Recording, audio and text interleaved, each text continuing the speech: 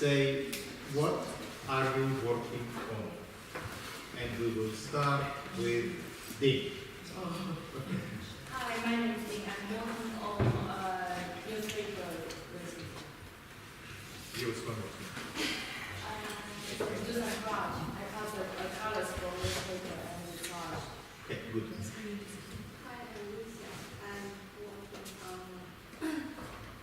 on use for analysis and relate to my MS contact to do something. I want to do something Like? like Thank you very much. I'm Ben, and I'm working on what they're working on the is. Yeah. Give us an answer. Yes, perception of reality in relation to time. Okay, that's My name is Vinicius. I am researching the reproductions of historical paintings on the internet. great. Thank you.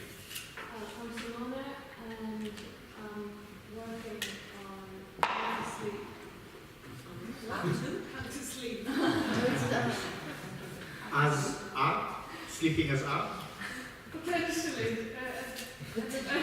Is there something you're holding back at the moment? At the moment, just how to sleep. And then maybe art. That's a really good question. So how do you actually sleep? Very interesting. Well, is there a special technique for sleeping? I'll let you know. I'm trying. Okay, well maybe we'll I'm And if you find your answer, please let me know. Yeah. Email list for this. I have to say that there is a warning loss of hair in this.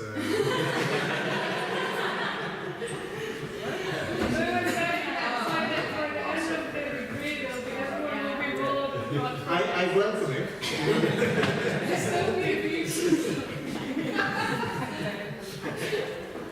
Thank you very much. Hi, I'm Katrin and I'm working right now on a room that can transport an emotion I have. Great. Thank you very much. My name is Daria and I'm recovering from heterotopian landscapes and working on connection between 3D printing and the body. Mm-hmm. Thank you. I'm Alex, I'm working on questioning my addiction to technology. The question of? Questioning my addiction to technology. Questioning your addiction to technology.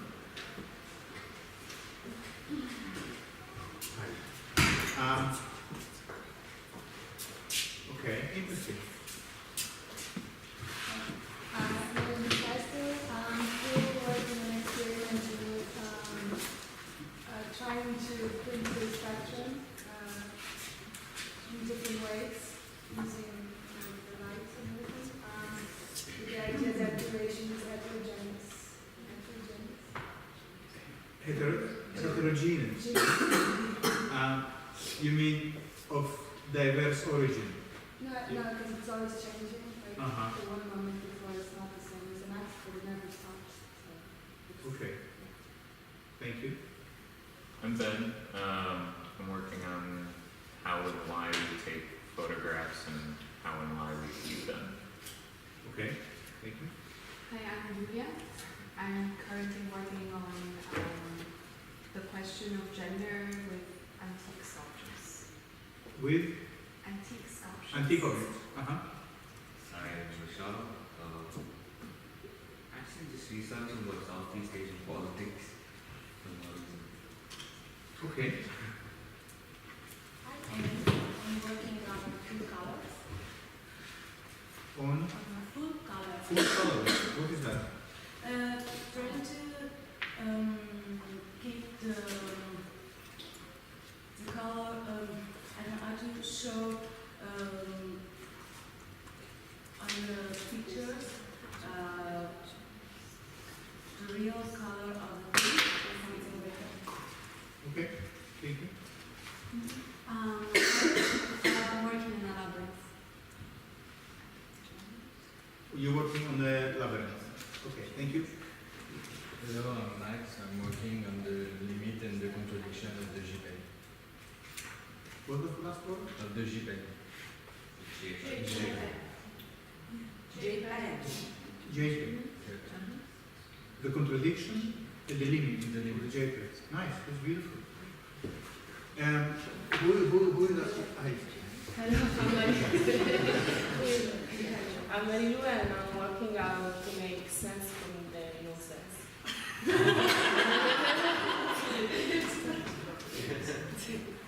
I didn't hear it. How to make sense from the nonsense. Great. I think you came to the right place. My name is Irene, and I am working on my personal object concerning to duration and its special meaning. Thank you. I am Siobhan and I'm working on frames. I've never made them before, so it's the first time. Emily, general collecting everyone's hair. Anyone else wants a haircut? I'm pretty good at it apparently. Shaved her hair, did a good job. Anyone else? You can approach her when you after the class. Hi, I'm Timo, and I'm currently working on a self-referential video installation that points towards the limits of artificial infinity. Thank you. Hi, I'm Valentina, and I'm working on memories related to the state of melancholia. Thank you. Hi, I'm Lucrezia. I'm working on the repulsive functions of the woman and seeds. And Seeds. seeds. Seeds. Oh. Right. Thank you. Sorry, I have a little bit of cold, so I don't hear very well today. I'm Rupert. I'm printmaking. I'm working on the contrast between geometric shapes and gestural marks. Good. Hi, I'm Matilde. I'm working on changing direction in my work. Okay. Do you want to tell us a little bit more? I don't know yet. Okay. But All right. Yeah. Hi, I'm Beatrice, and I'm working on the notion of dwelling, not just in the house, but as a human being in the world, in a Heideggerian sense. And that's where you're here. Sorry, can I ask the notion of? Dwelling. Do you want to tell us what is dwelling? Simply because you need to plug this in. So I'm it's trying to very write in a survey, right? So what does it mean to dwell?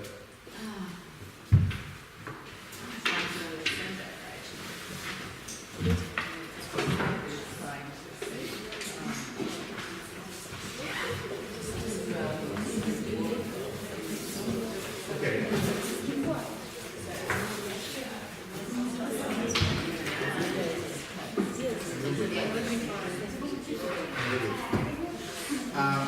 Okay.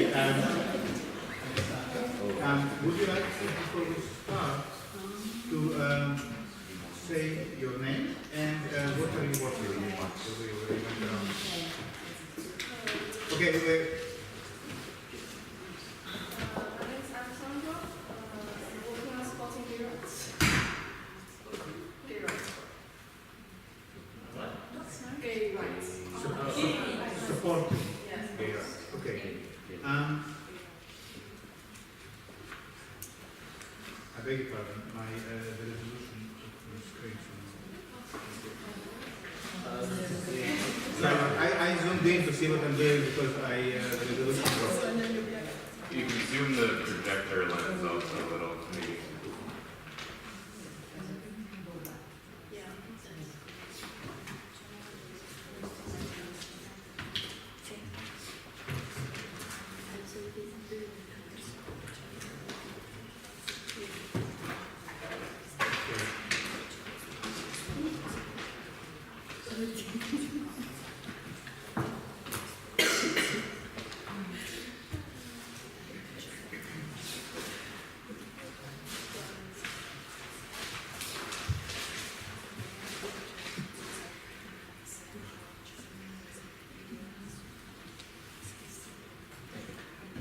Okay, so we are going to start, and I will, we start from, I want to remind you where we stopped. We were supposed to start something else today, but last week we were reading this essay by Heidegger, The Question Concerning Technology, and truth to be told, we only really touched the beginning. So a decision was taken by the people here to do one more session on this essay. I think it is a good decision. It's a difficult text. You know, it really is not easy, and it really needs a little bit more time to understand, not only to understand the text itself, but also to understand why are we reading it. You know, why are we reading this essay by Heidegger, The Question Concerning Technology?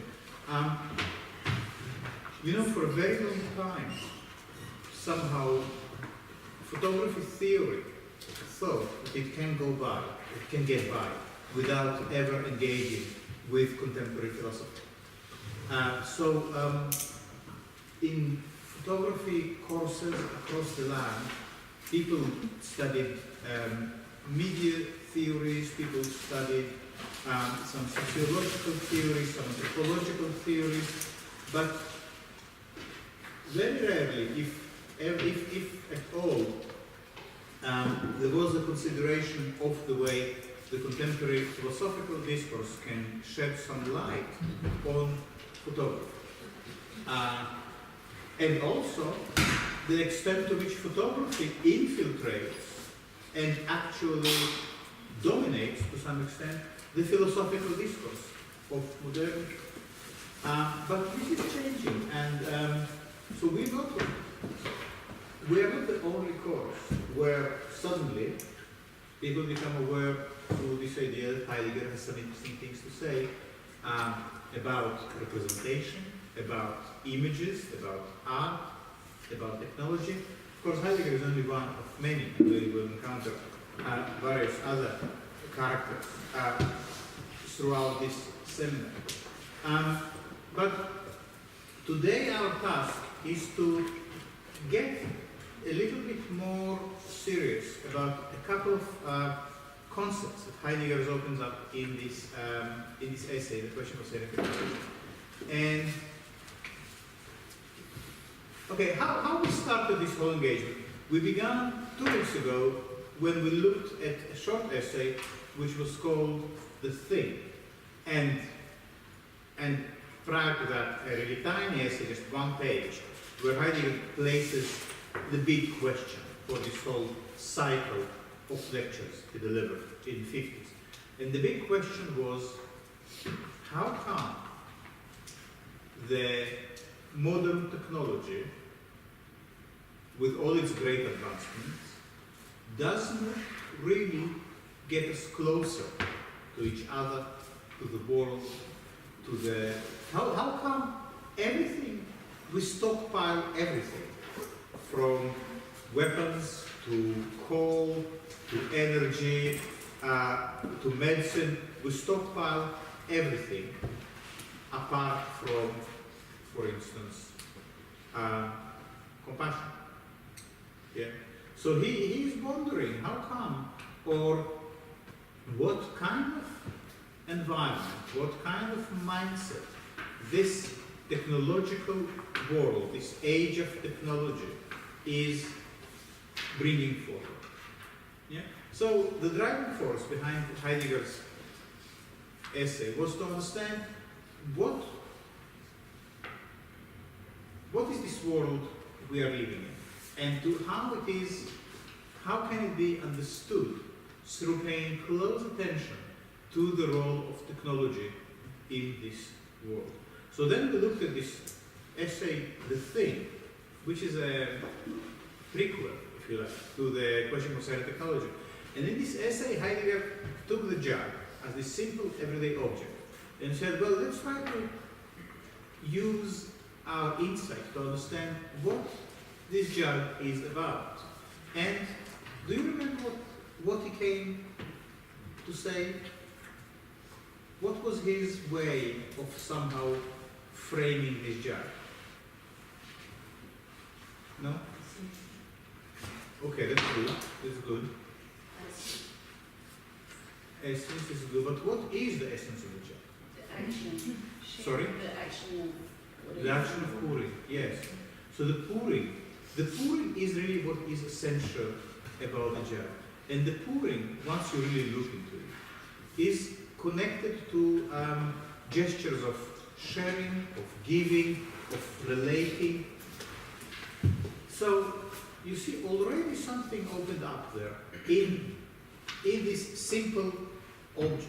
And then lastly, we looked at the question of science and technology, where Heidegger places in front of us the challenge of understanding what technology is about.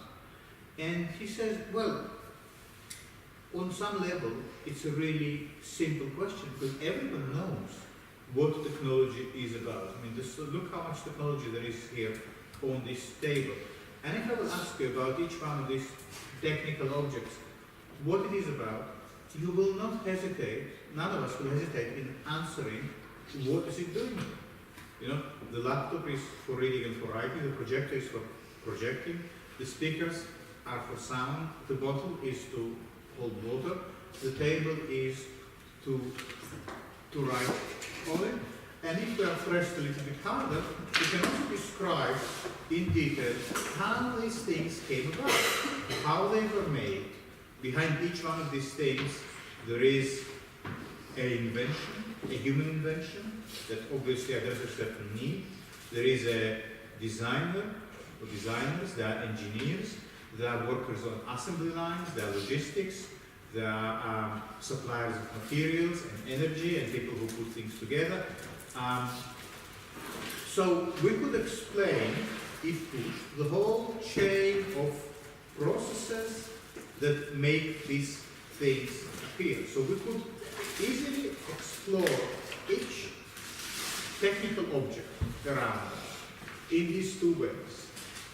First way, what are we doing with it? What is it for? Why did I bring it today to the class? Well, perhaps to write with it.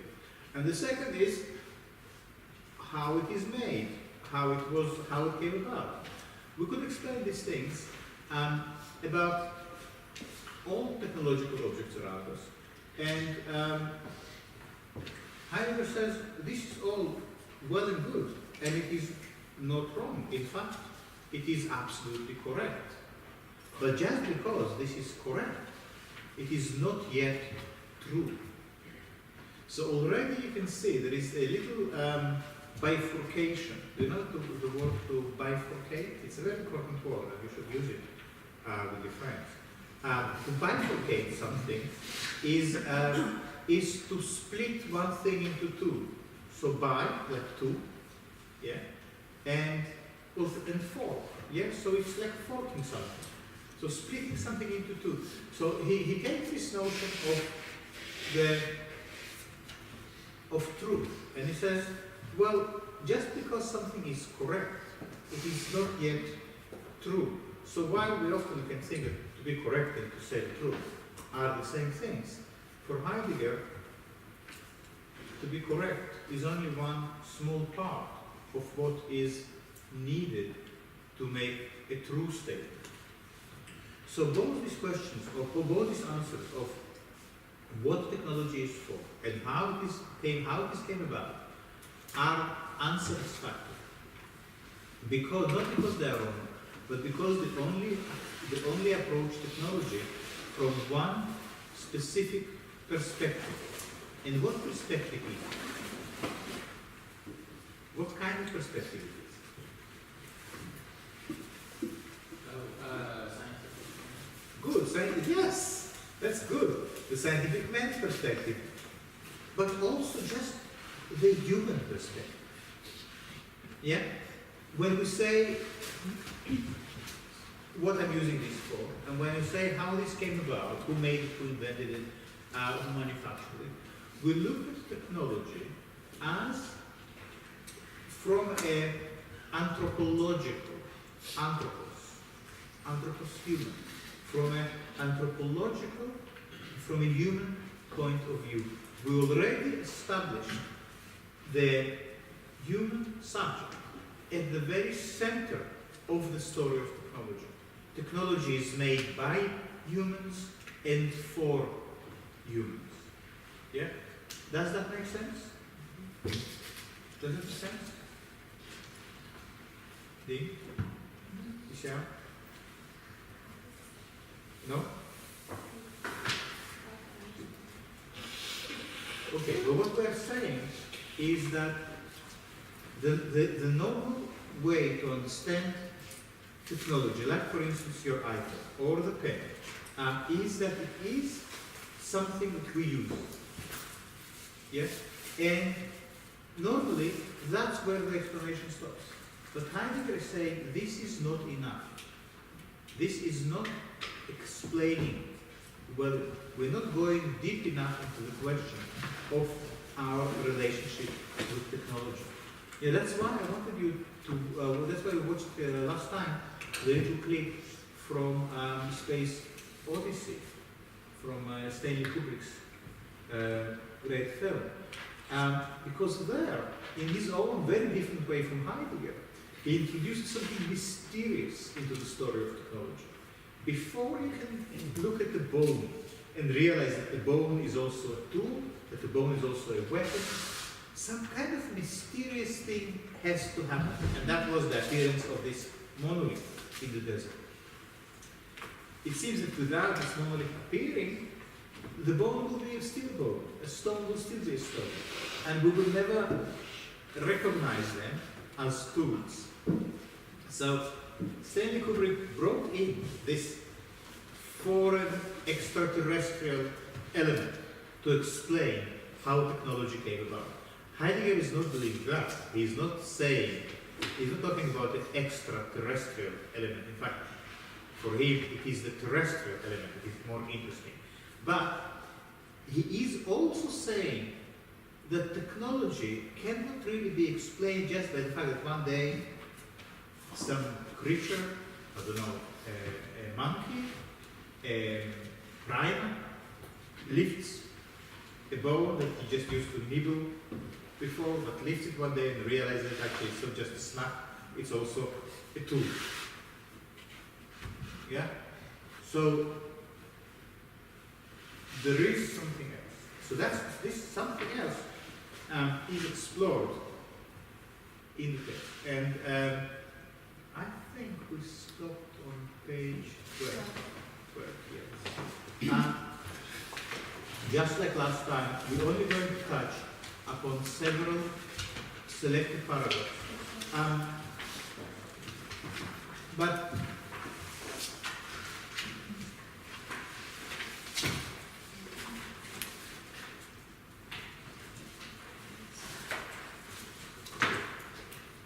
what I hope to achieve in today's session, and that's we might come back to the question of technology in some of the future seminars, but next week we move we get on with the rest of the program.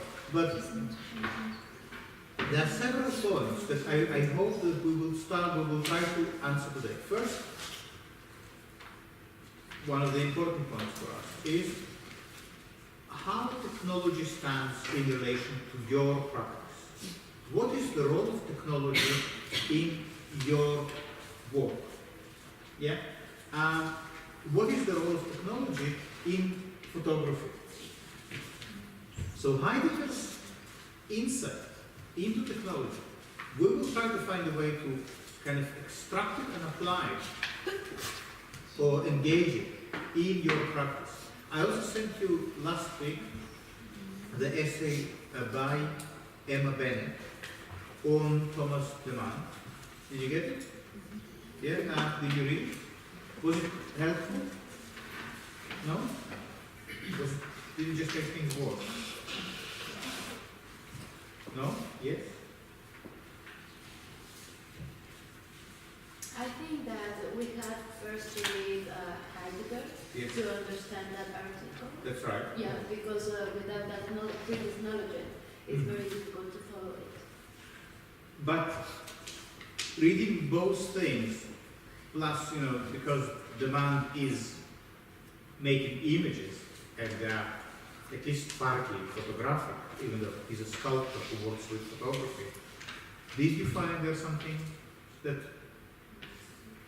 did you find that the text somehow helps you? The Emma Bennett's essay, does it help? Or did you think that the essay is another essay to explain it? No? Hello?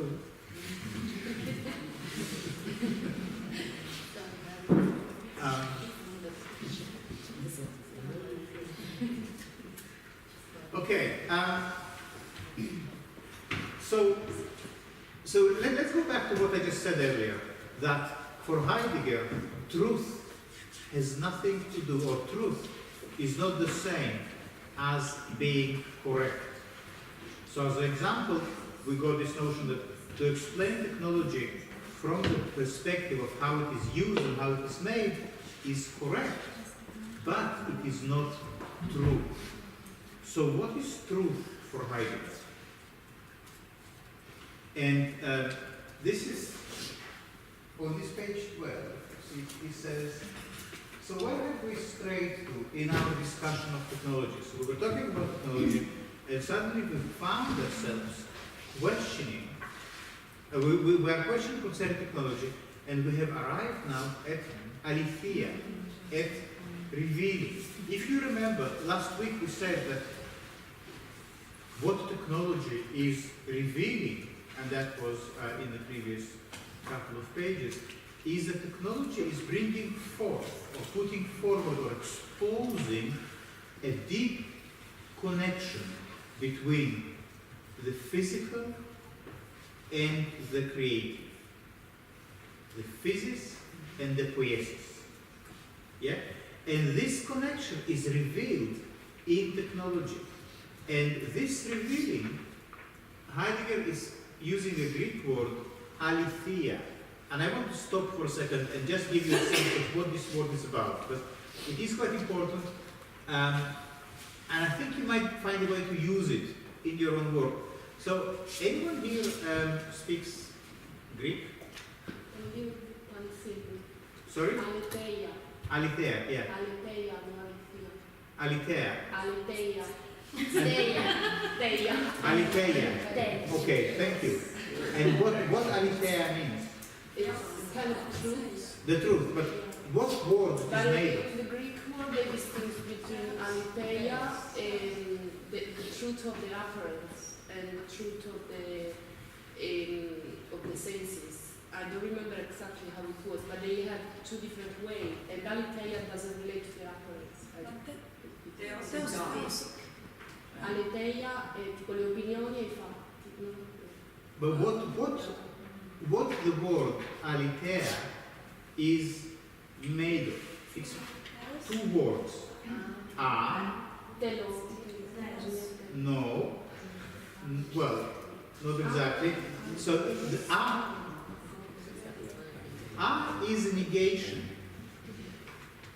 Yeah, for instance, ahistorical is non-historical. Okay?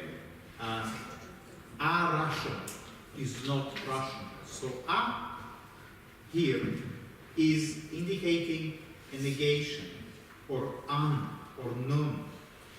And letter is linked etymologically to letter. And that is the river of forgetting in Greek mythology. The Greek, in Greek mythology, there is this river of forgetfulness. But without going into the detail of that, so aletheia means unforgetting. Yeah?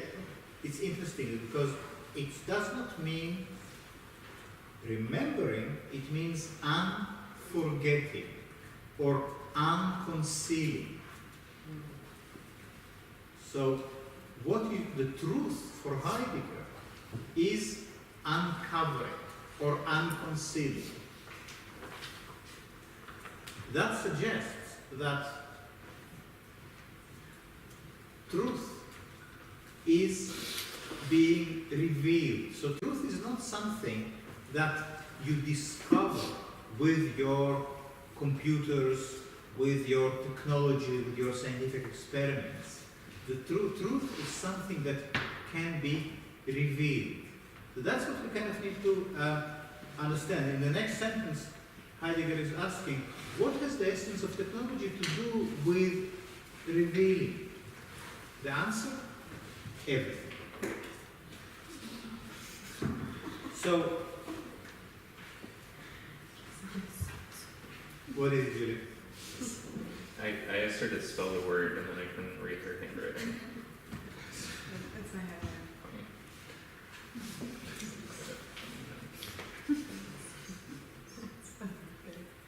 And so here you see, this is what we are getting at. Could you read it for us, Julie? Just these underlines. Technology is therefore no mere means. Technology is a way of revealing. If we give heed to this, then another whole realm for the essence of technology will open itself up to us. It is the realm of revealing, that means of truth. Okay, so what does it mean? How do you understand that? Julie?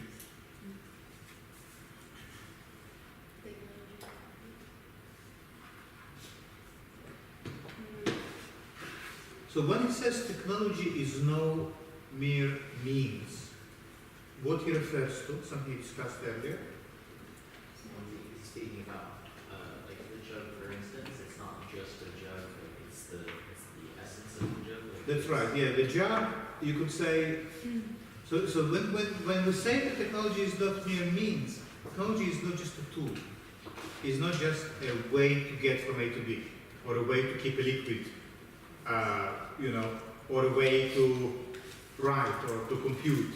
So technology is not just a means to achieve goals, because, as I was trying to explain earlier, the usual explanation of technology is that we make tractors, cars, airplanes, turbines, power stations to achieve our goals, to bring electricity, to travel, to deliver grain. That's what is technology. It allows us to do things. It is a means to do things. That's the normal way we look at technology. So, okay, let's bring it back home. The usual understanding of, for instance, photographic technology, what is it? On a more basic level. Tool. To do what? To record. It's a tool to make photographs. Yeah? So a camera is a means to an end. What do you buy a camera for its camera-ness?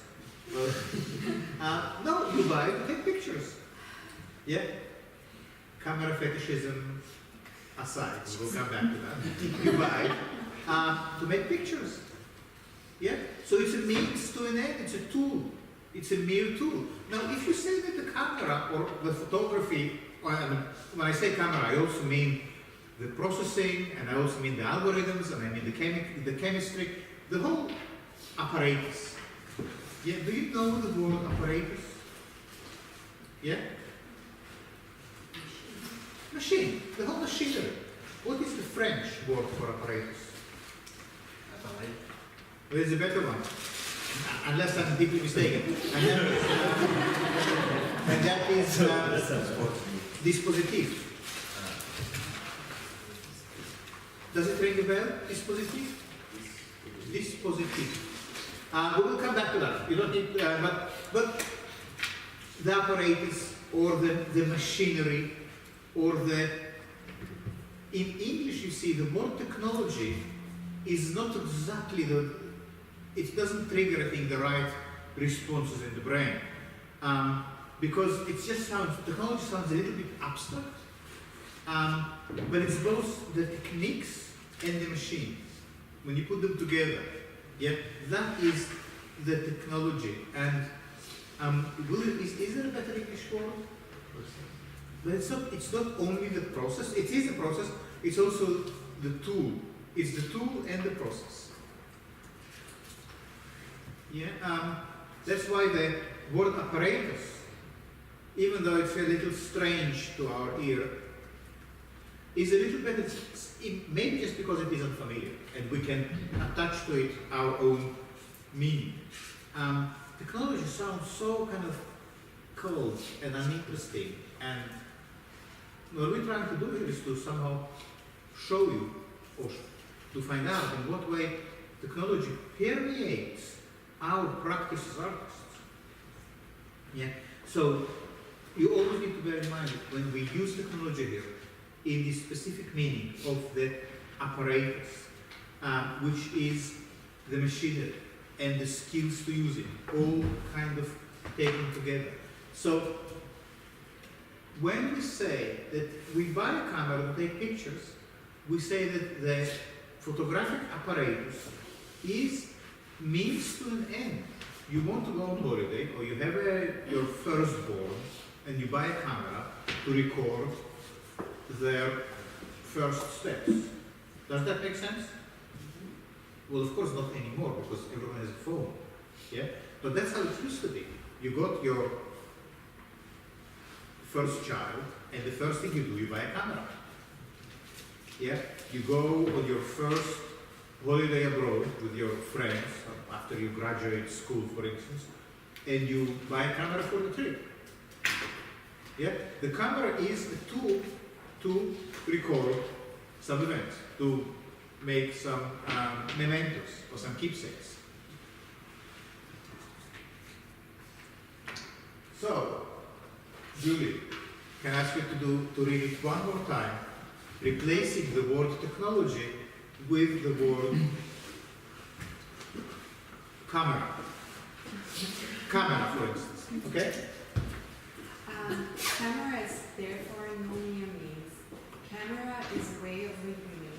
If we give heed to this, then another whole realm of the essence of the camera will open itself up to us. It is the realm of revealing, that means of truth. Okay, what do you hear now? What do you hear now in Julie's second reading? The camera now is not only there as a tool to make pictures, it's also doing something else, which is what? Revealing the truth. How can the camera be revealing the truth? Now, we're quite used to the idea that a photograph can reveal some truth. Yeah, I took a picture of my cat, and I can present it to you and say, look, this is my cat. So on some level, there is some truth in this picture. Yeah, my cat really does look like this. It's a tabby, it's a Maine Coon, all these things. It has yellow eyes. You can see it in the photograph. The photograph has some truth. But as Heidegger told us, this is still on the level of the correct. This is not yet truth, because it's not yet revealing. So what is revealing is not so much the photograph, but the technology itself. The apparatus, the camera. The camera is revealing something, and what it reveals is the truth. So what Heidegger is doing here, he's shifting our attention from the photograph as the result of the technical process to the process itself. And he says, the process itself, or the tool itself, has its own truth, which is totally aside from the truth of the picture. So suddenly we have two truths in photography. The photograph can be true, but there is also some truth in the process. Now, how can we immediately, instantly use it in relation to your practice, to your art practice? This distinction between the end result and the way towards the end result, you can see how that maps onto what you do. So on one hand, this is the artwork you produce. Yeah, this is the finished object. Great. that is the picture that you made with your camera, or that is the performance, or that is the installation, or the sculpture, or whatever it is. So that has one truth to it. But there is another truth, which is slightly more hidden, which needs to be revealed. And this truth is the process. The process of the making in itself also contains truth. And Heidegger will say the process has a richer and deeper truth, or at least a more hidden truth, but not less important, than the one of the final image. That might suggest to you, for instance, not to keep your process locked in the studio, locked in the dark room, locked in your own private workbook or wherever you do your process, but it might suggest to you that it would be interesting to make the process visible, to reveal it. That might mean, for instance, Isiao, it might mean for you that instead of bringing to us the images from your diary, you might be sitting here and writing it and that becomes the work. So it's not that you first write it and then you bring it and put it on the wall, but you actually writing it, and the very act of writing is the artwork. And this is it, because the very act of making is the truth. Or anyone here ever been in a band? Julie, you were in a band. Yes. Yeah. So it's like saying that the finished performance has a certain truth to it, but so is the rehearsal. The rehearsal is not a step towards the performance. The rehearsal is just another way of saying things. Does it make sense? Is there... As a musician, can you see any meaning to that? Definitely. Yeah? Can you explain? Or? Well, I think without, to say it very naively, without the way, the practice, the energy behind it, there's no final stage. There's no final product. That's right. That's true. But there is also, I think, this aspect that perhaps some truth about, let's say, the relationship between the band member and how people work together can be revealed more strongly in the rehearsal than in the finished thing.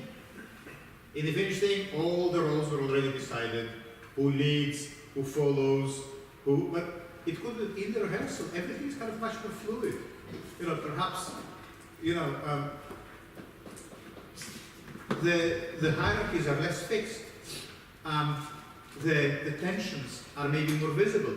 Therefore, something is being revealed about how the band works and how people operate together that will not be revealed in the finished piece. Of course, you might say, I'm only interested in the finished song, and that's fine. But what Heidegger is saying, there are other dimensions within the process itself. There are other folded truths that can be only experienced within the process. Or, he says, here you have the jug from the previous essay. The jug is a thing. But if we look at the way the jug was being made, on the potter's wheel, from a lump of clay, some truth about the making, about the relationship of the potter and the clay and the water and the heat and the movement, how all these things have to come together in order to make the finished clay object. There is some truth in the process that can only be revealed within the process, that is somehow getting lost, because when we see the finished jug, we don't see anymore the water, the earth, the heat, and the hand, how exactly they come together to form this thing. So, in a sense, the challenge Heidegger is putting forward here for an artist is, he kind of says, or at least that's what I hear him say, what I want you to hear him say. He says, instead of obsessing about the finished project, the finished product of your art, think about the process of making and what the process itself reveals, and find a way of making the process itself visible. Where we normally keep the process?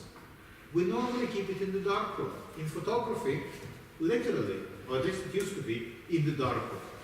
Yeah? You couldn't see what is going on.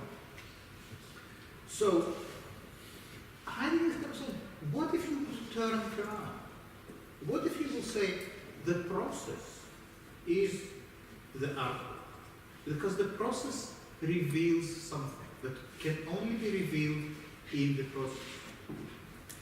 And what is revealed in the process? Well, whenever you do something, you know, whenever you are engaged in any form of creative activity, when you make something new, when something new is coming out from under your hands, Heidegger says some real truth about your relationship to the world is being revealed. And it's not a statement, it's not a representation, it's not a description, it is the truth of doing. Because I think what we need to understand is that there are several kinds of truth we can talk about. There is the truth of the rational argument, of the logical argument. There is the truth of saying 2 plus 3 equals 5. Yeah? There is another truth of saying I can make a table that will not wobble. Yeah? I have the knowledge. I know wood and surfaces and workmanship, and I can make a table that will not wobble. This is also a form of truth, but they are different. You see, it's not a logical one. It's more like my hands know how to make it right. And in making it right, something is being revealed. In the same way that in putting 2 plus 3 together, something is being revealed about rational thinking, about mathematical thinking. In putting a table together, something also is being revealed, but it has nothing to do with mathematics. It's more to do with, it kind of reveals how we are operating in the world. We have to make things in the world, from the world, to sustain ourselves. Yeah? So this is already another form of truth. There is another form of truth, third form of truth, which comes out when you care for someone. For instance, if you care for an ill relative, if you tend to them, if you bring them the medicines, if you bring them the glass of water, if you fix their pillows, there is another form of truth revealed in that. And this is not the truth of know-how, knowing how to put a table together. This is also not the truth of the mathematical, logical computation. It is the truth of caring. And it's again, there is something revealed here about the human condition of relating, looking after, human contacts, social contact.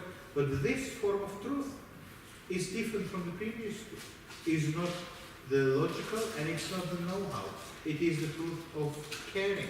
And there is another truth,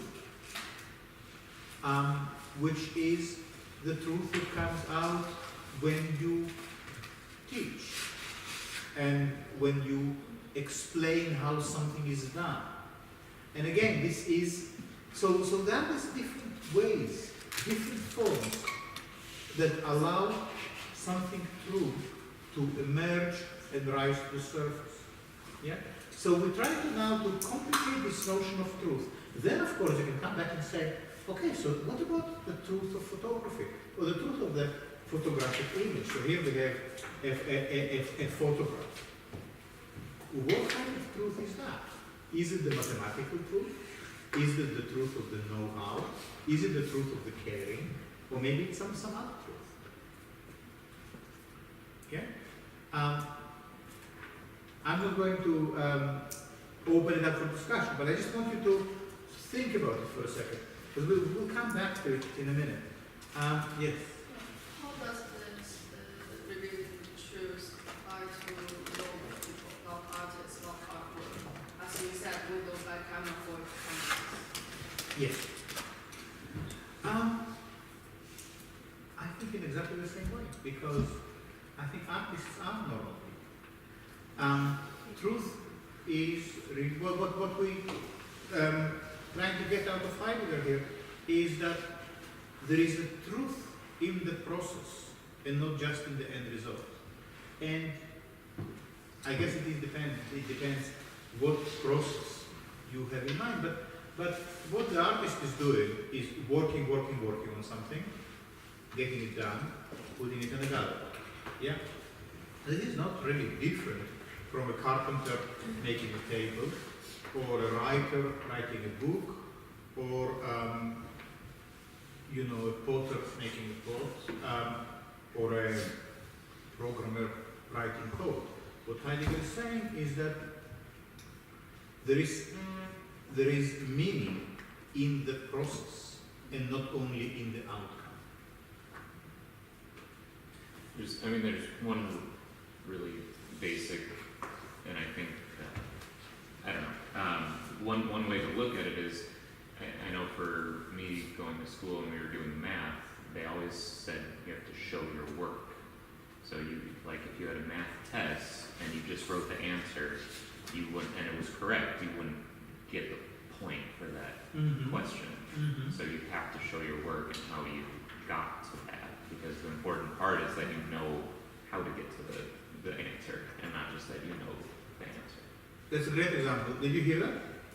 Yeah. It's not enough to know the answer. That's why it doesn't really help to bring a calculator with you to a class, because you really need to be able to show that you know how to walk the walk, how to make all the steps to get to the end result. Let me see.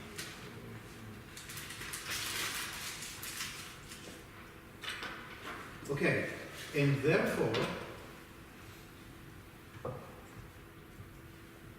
so what is this technology, and what technology reveals to us?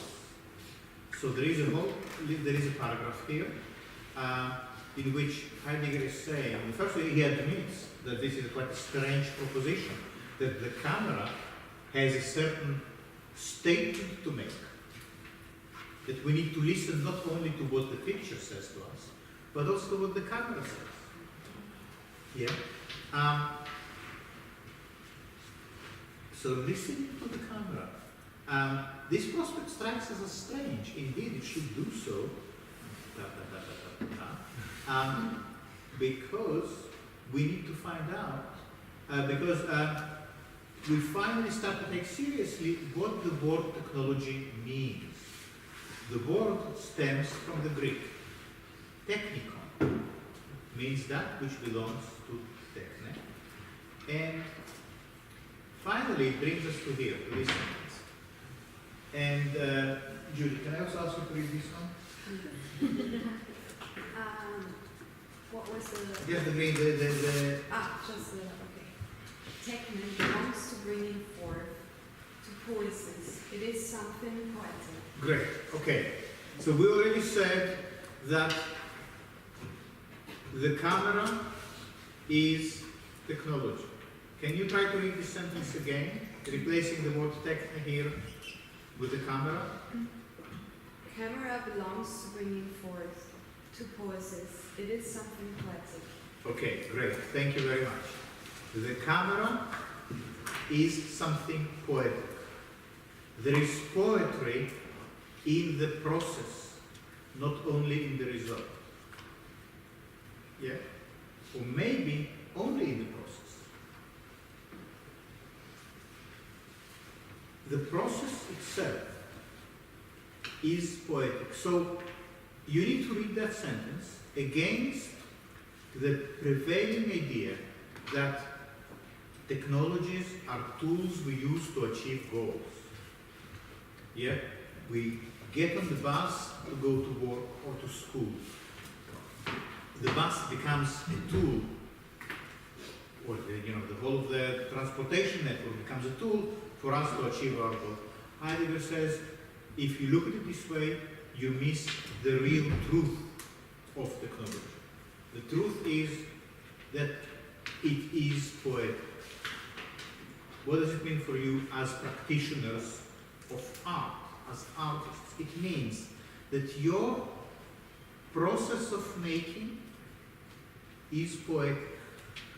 It's not that only in the end you make something poetic. It's that the way of making it is poetic. Does it make sense? That might suggest that you kind of need to look at your practice from the other end. Maybe to worry less about the end result and what it looks like, and to pay more attention to the process. And perhaps to realize that the artwork is not in the end result, but in the process.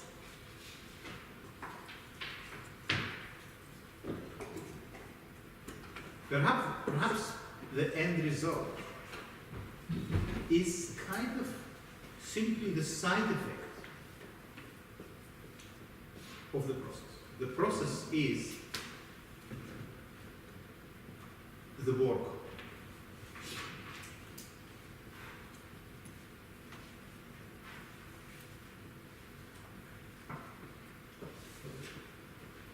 Is the poetry about making mistakes or allowing for accidents? The poetry is in that, but not only. As Heidegger is saying, all engagement in making is both craftsmanship and poetry. They're fused together at the hip. They're like semestry twins. Well, not like semestry twins because they can be separate. They are like these two sides of the sheet of paper. Here you have your know-how and skills, and here is the poetic. The poetic is that what is being revealed in the very act of making something.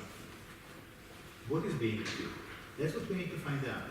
And I think now it's really getting quite interesting. Do you want a quick break? Yes. Okay, take 10 minutes. By then, this session.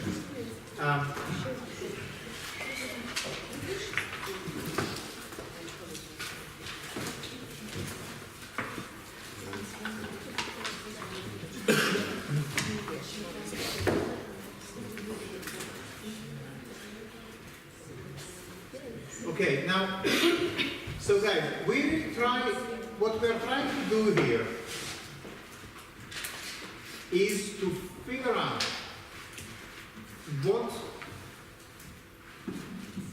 what we can understand from Heidegger about our own process as artists, as people who make. Whether you make a pot or an artwork is kind of irrelevant in that case. Alexander was saying earlier, does this thing apply only to artists or to people who just do work? Well, here is the answer. Alexander, could you read that once? It's just one sentence here. We are on page 13. Whoever builds a house or a ship or gets a superficial That's right. Reveals what is to be brought forth. According to the perspectives of four modes of occasion. Okay, forget the four modes of occasioning. We don't need to get into that now. But whoever builds a house or a ship or forges a sacrificial chalice, what is a sacrificial chalice?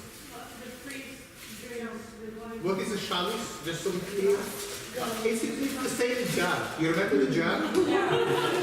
The cup, the silver cup, the goblet. Yeah, it's so whoever is making anything at all, whether it is a ship to sail the seas or a house, dwelling. What is dwelling? House. Yes, go on. Yeah, whoever is building a house or a ship or even making an art object like this sacrifice or a religious object, it doesn't matter. Whoever builds something reveals what is to be brought forth. Yeah? So in the act of making a boat or a painting or a ship, something is being revealed. What is being revealed? And what it is? And what is being revealed? The connection between the poetic and the technical, the physical and the creative. And the connection is one of unity. It's not a dialectical connection. Now, dialectical is not something we discussed here yet, but it's not,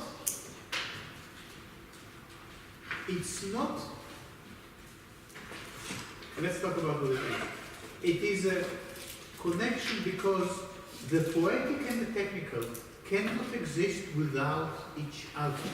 Just as the photograph cannot exist without the process of making it, so it is with everything else. And Heidegger is saying, don't disregard the process in favor of the outcome. Don't let the means justify the ends. Don't let the process be there in the service of the end result. Now, yes? Just wondering, I may have already been said, but in this text, like when he speaks about the truth, is the truth synonymous with the poetic and the physical? Correct. Is this the truth? What is the truth for Heidegger? Poetic and physical. What is the truth? We use the word. How is it called? Revealing. Yes, and what is it called? Thank you. And that is the truth for Heidegger. Aletheia. Yes? How do you pronounce it? Aletheia? Aletheia. And what aletheia means? It means it's revealing. It means unforgetting. It's usually translated to English as unconcealment. What is unconcealment? You know. So here is the image. Yeah. The image now is concealed. Yeah. Heidegger says truth, aletheia, is in revealing. This is the revealing. Yeah? What is being revealed? What is being revealed is the internal unity of the technical and the poetic. But what that actually means for your practice as artists, it means that the way of making something and what it is are the same thing. You can never privilege the end result. That also means that there is nothing in the process that is not in some way impacting the work. Yeah? It means that there is nothing outside the work. I'm going to move with you, say a little bit forward.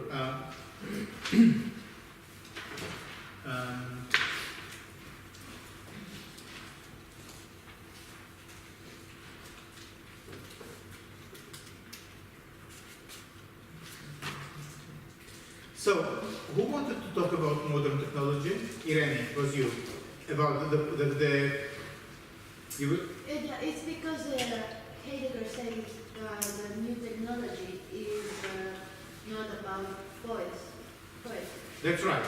We come to that. We'll surely come to that right now. Would you like to read? Actually, no. You don't want it. Okay. Can someone read? Someone who is not eating, not drinking. Please. Yes. Richard. Modern technology. No. Sorry. I was reading.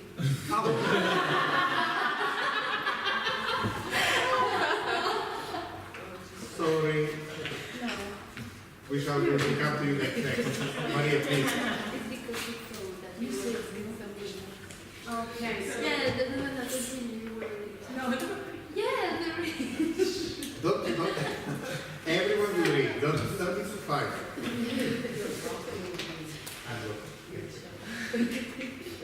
what is modern technology? It's too revealing.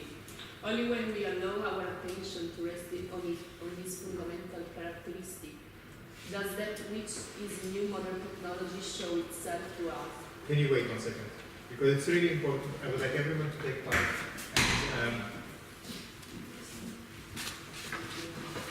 So, Irene, now we come to talk about the new technology.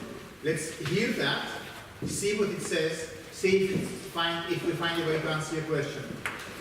Okay, are you ready? Are you paying attention? Okay.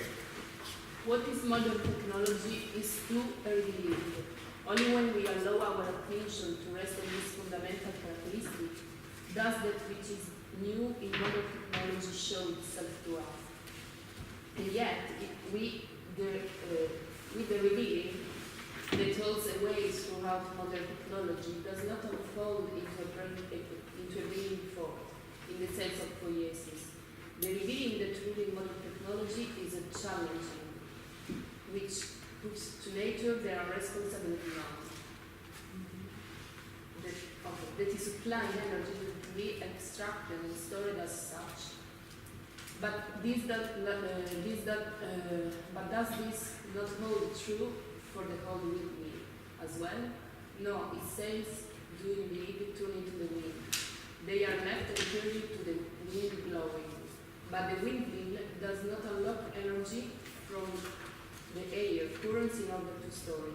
Thank you very much. Okay, now in this one paragraph, Heidegger explains the difference between new technology and old technology. So this is quite interesting, might be relevant. He says, what is modern technology? He previously, we didn't read that section, but he's saying that what I just explained about technology as always revealing the truth of belonging together the technical and the poetic, he says, well, it does not only apply to traditional crafts of making a pot or making a silver chalice or even building a boat. It also applies to modern technology, however, in a different way. So modern technology also reveals something, but there is a difference. The revealing the truths in modern technology is challenging. Dario, can you tell us the German word? Herausforderung. And is that challenging? Does it mean something else? Fordern means also to demand. It's a demand. It's a demand, yeah. So modern technology is revealing something else, the traditional technology. And when we talk about traditional technology, what kind of images you have in mind?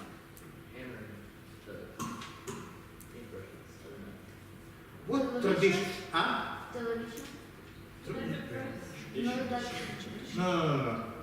So we are here discussing the shift from traditional technologies to modern So technologies. like a typewriter to a laptop. The digital. The ones? You are really the children of the 21st century. For you, typewriters was something that cave people used. I understand.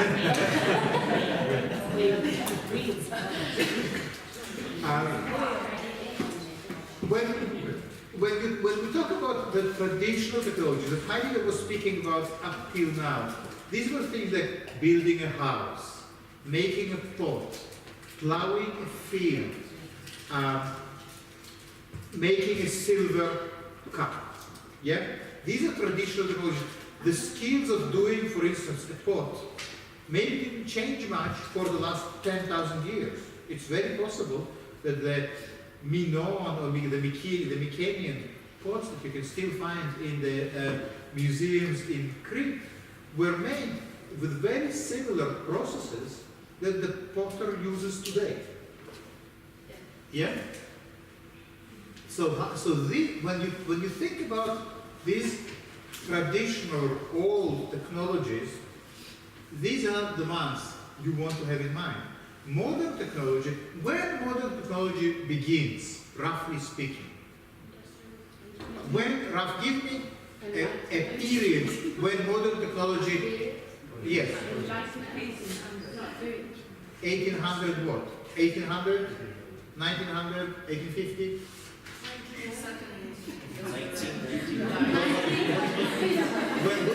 When the second industrial revolution starts?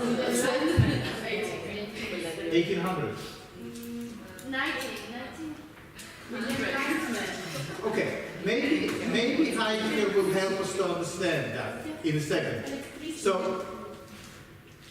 the revealing the truths in modern technology is challenging.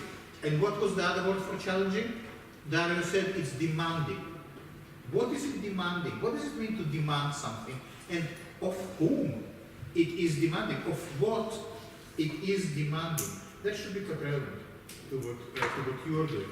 What it is demanding?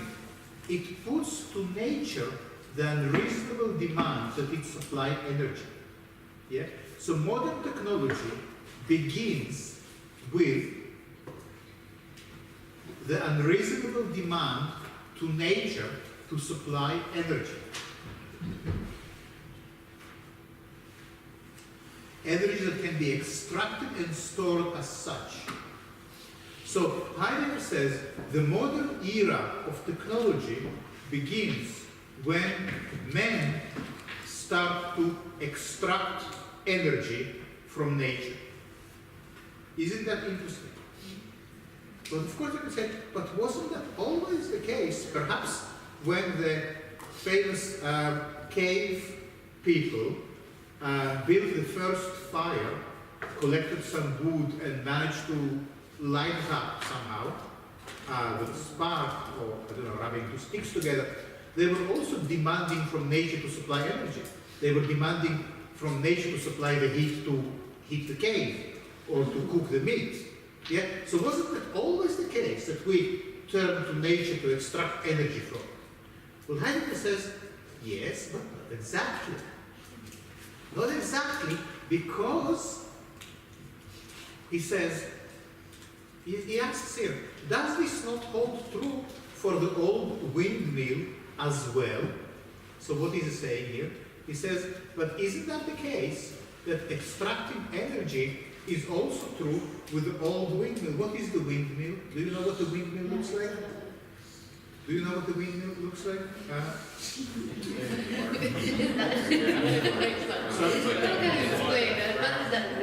A windmill? Well, a windmill, anyone saw a windmill?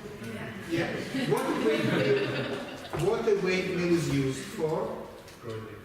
Grinding corn or... Energy also. Yeah, for today. Yeah, this kind of windmill, yeah,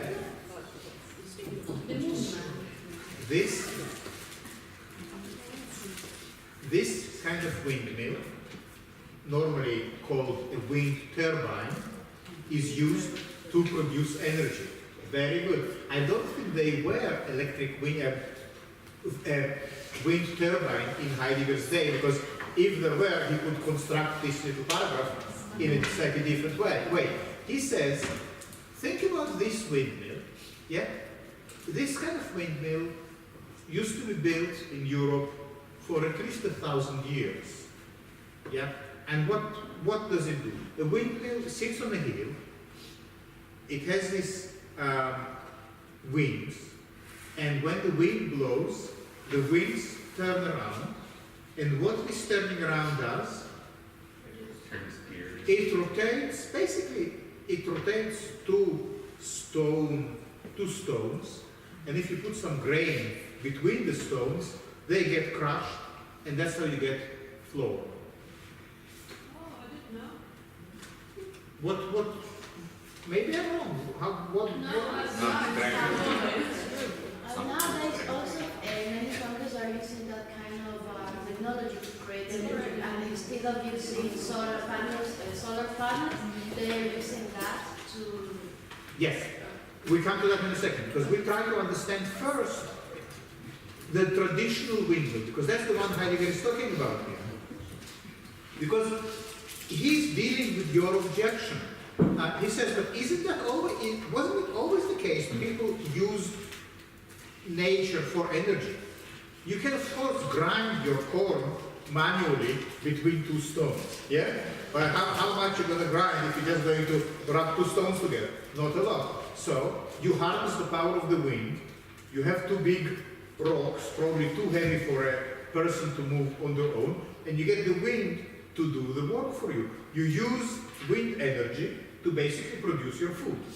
That's been going on for thousands of years.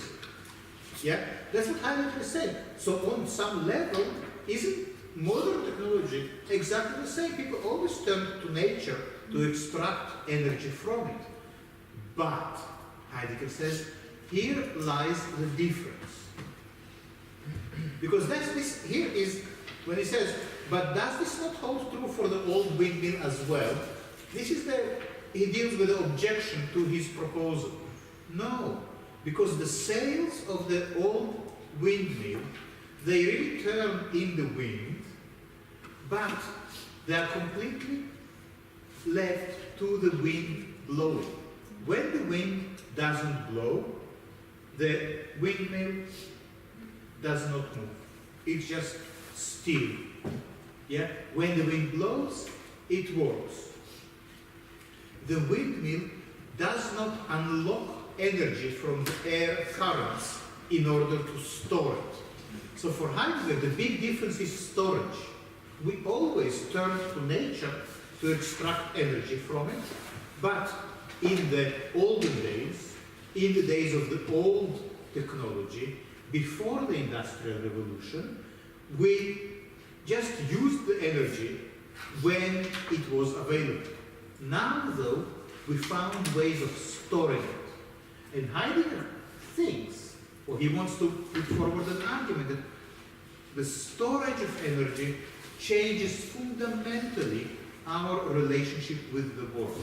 In fact, he doesn't say it in these words, but we could say that what Heidegger suggests is that capitalism can be understood, or techno-capitalism can be understood as a form of storing energy, storing resources.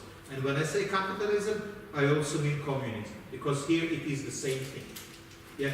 It is a mode of approaching society and the world technologically. Yeah? So, in contrast to the old, now, as I said, Heidegger didn't have this very handy example, yeah? But you can see that this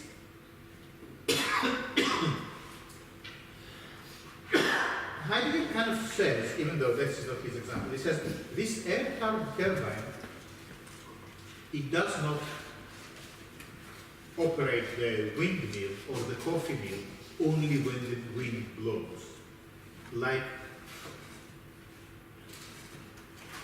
this one. Yeah?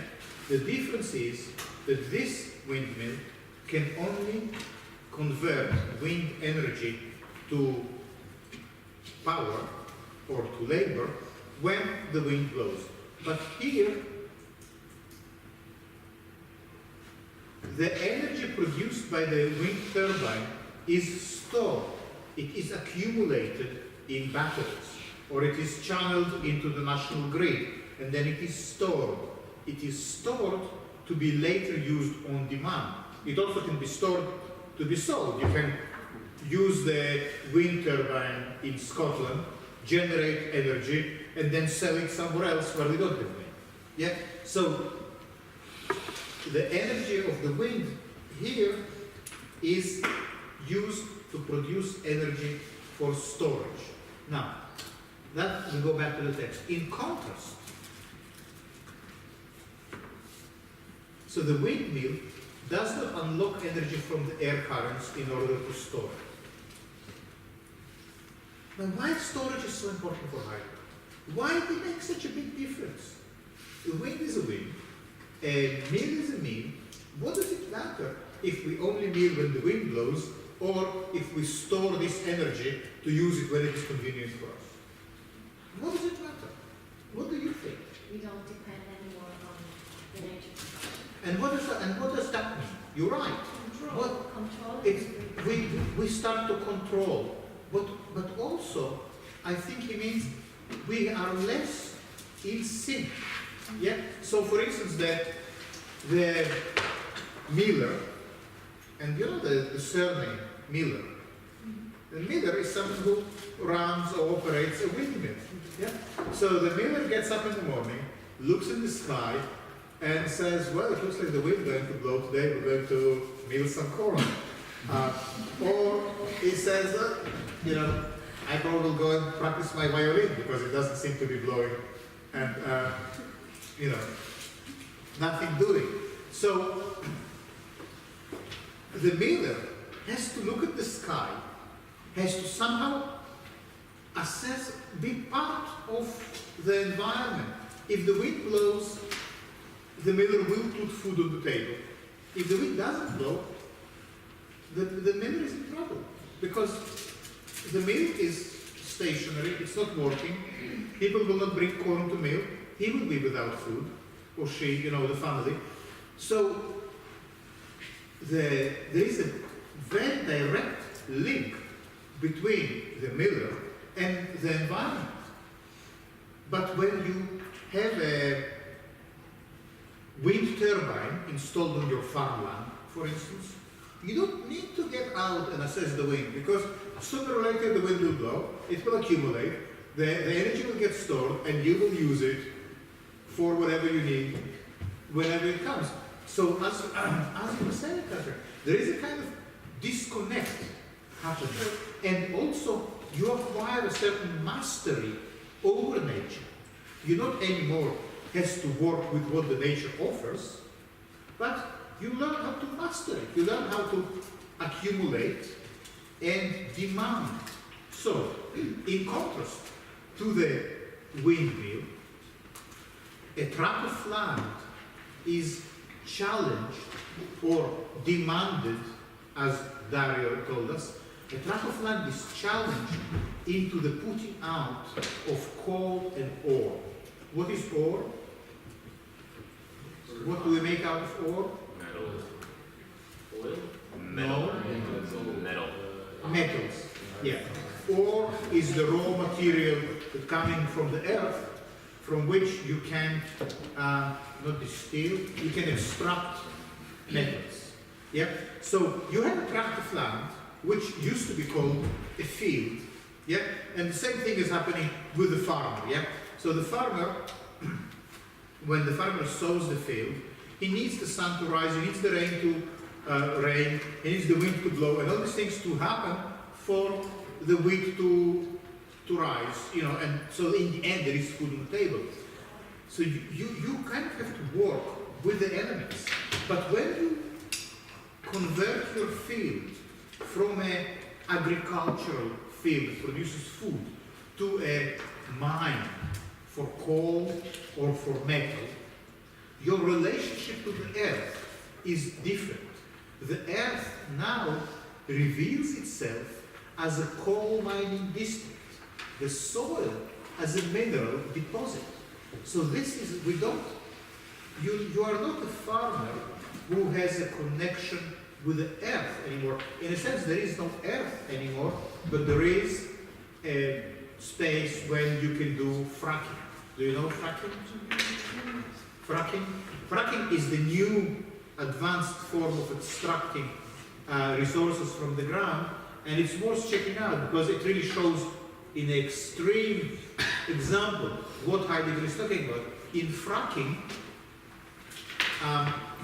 you push colossal quantities of water into crevices between layers, between geological layers, and in that way you separate them and extract gas from the earth. Yeah? So it's a way of milking the earth for additional resources. Yeah? And one of the consequences of fracking, well, people who live near fracking sites don't really like them because sometimes it just happens that you have fire coming off your water pipes because just a lot of gas gets released, and some of it allegedly gets into the aquatic reserves. It's also not entirely clear if fracking, perhaps there is some connection between fracking and earthquakes and sinkholes. So there is this notion that Heidegger is putting forward, is that the earth now reveals itself as a coal mining district, the soil as a mineral deposit, yeah? Because we demand the earth to provide us with all this energy. And here he says the field that the peasant formerly cultivated and set in order appears differently than it did when to set in order still meant to take care of and to maintain. And this is very important.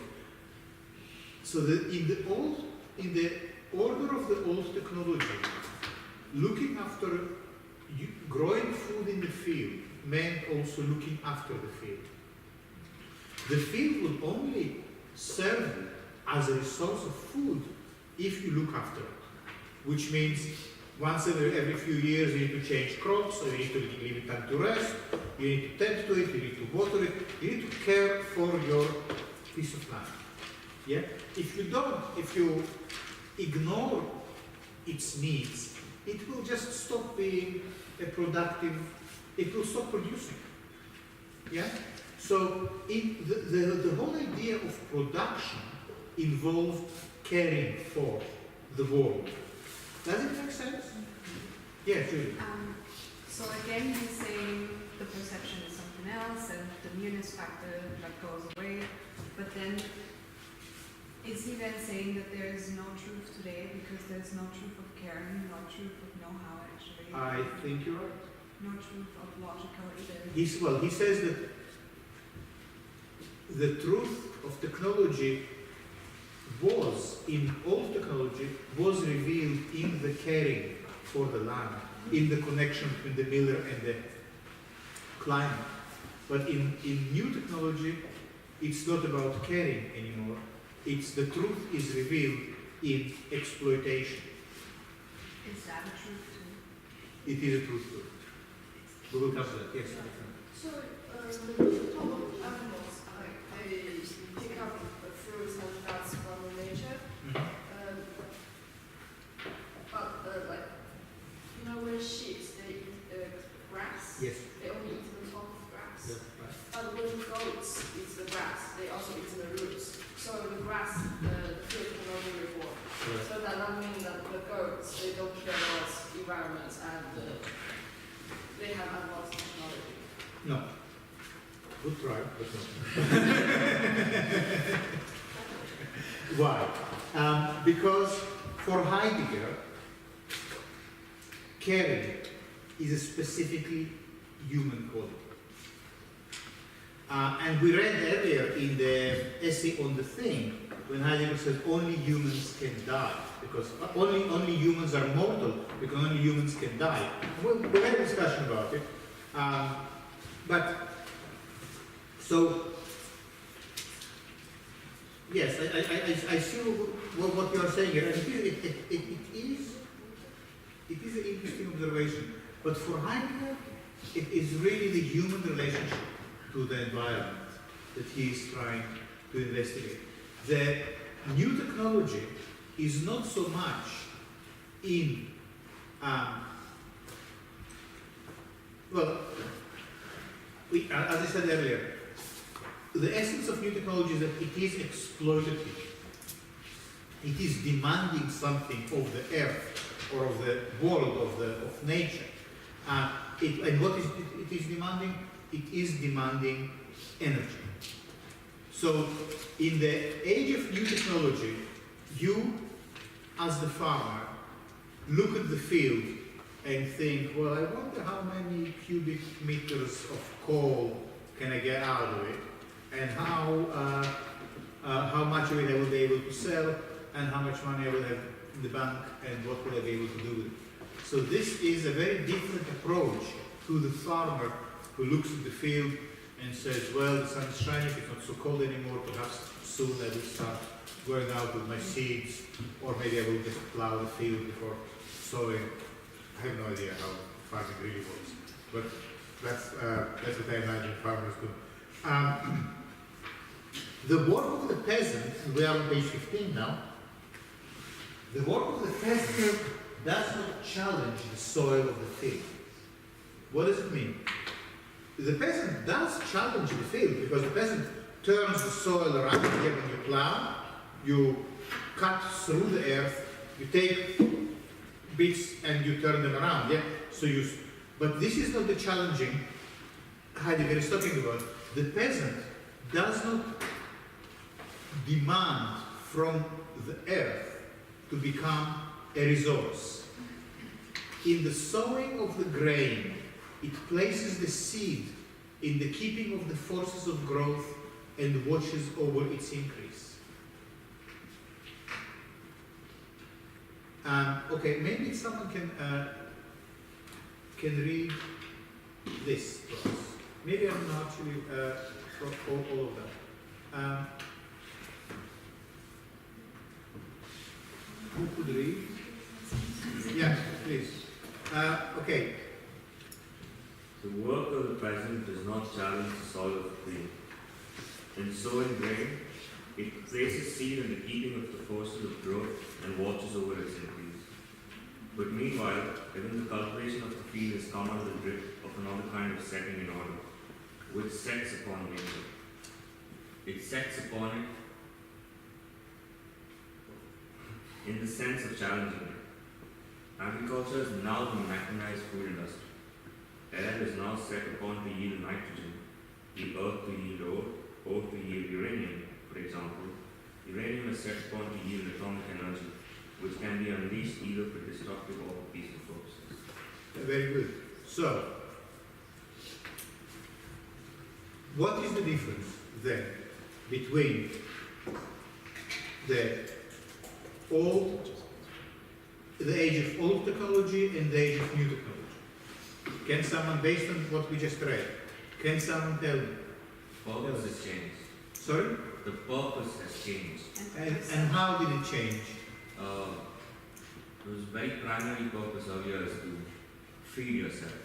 Right. Now you found ways of doing it without human intervention by mechanizing the agriculture industry, but also realizing that the soil is just not a way to feed yourself, it's also a way to extract the essence of the soil itself, the minerals, the ores in it. Yeah, that's good. And what you extract from the earth could also be uranium. So the field, and Heidegger wants you to really be sensitive to the irony here, the field in the past used to be the ground on which the grain gives root and grows and feeds the family. Now we dig down into the field to extract uranium with which the world can be destroyed. Yeah? And this shift, Heidegger articulates in terms of setting upon nature. But this is really important, that the verb he is using here is stealth. And what does that mean, Dario? It's a lot of things, like stellen means to set something, to put something on, to... It's to put something forward, isn't it? Like what stell is like to stand. I think it's kind of linked to is standing, to place something in front. But also it is to represent something. Yeah? Like in Vorstellung. And that means that even the cultivation of the field came under the grip of another kind of setting in order. So even the field now is a representation of the resources contained within it. Yeah? So in a sense, we look at the field now in exactly the same way we look at a picture.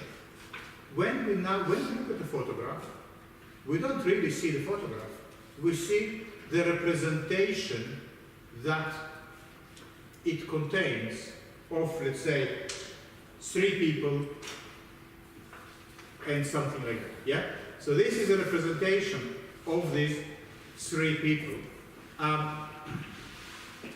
Heidegger says, when you look at your field and you don't see anymore the ground where the seed can take root, but you see the resources, the potential to extract coal, the potential to mine for uranium with which the world can be annihilated, you see the field as a representation of such and such energy, of so much resources, of so much money, of so much destructive power. Yet the earth, the field itself, becomes for you exactly what a photograph is, a representation of something else. It's a complicated thought, because what I want you to try to understand is how your experience as photographers, as people who understand the image, as artists, is crucial to understanding what is Heidegger articulating about this new relationship with the world. The world for us, Heidegger says, is a photograph. We look at it for what it represents. We look at the field for the amount of resources it represents. We look at the wind turbine for the amount of energy it represents. Is that also because we don't pay attention to the processes? That's right. So if we look at this picture and see the 3 people, it's like, and say we just see 3 people, it's like looking at the field and saying, we're producing uranium. That you got it. That's exactly it. The question is, what else do you expect us to do? But isn't there 3 people here? Well, but Heidegger already explained to us that first, there are no 3 people here. Say what you like, there are no 3 people here. Maybe what we see here is a certain process. Yeah? But we already know that the process reveals something to us. Yeah? Maybe what we see here is a field. You remember how, in the early days of this seminar, when we looked at medieval painting, at medieval icons, we said something a little similar. We said the painting in the past, before the modern age, in the dark ages of the Middle Ages, the painting did not refer to any reality outside of it. You know? So then when you looked at something like this, you didn't say that these are three people. There was some kind of energy within the image itself. And the image itself was a kind of spiritual, religious object.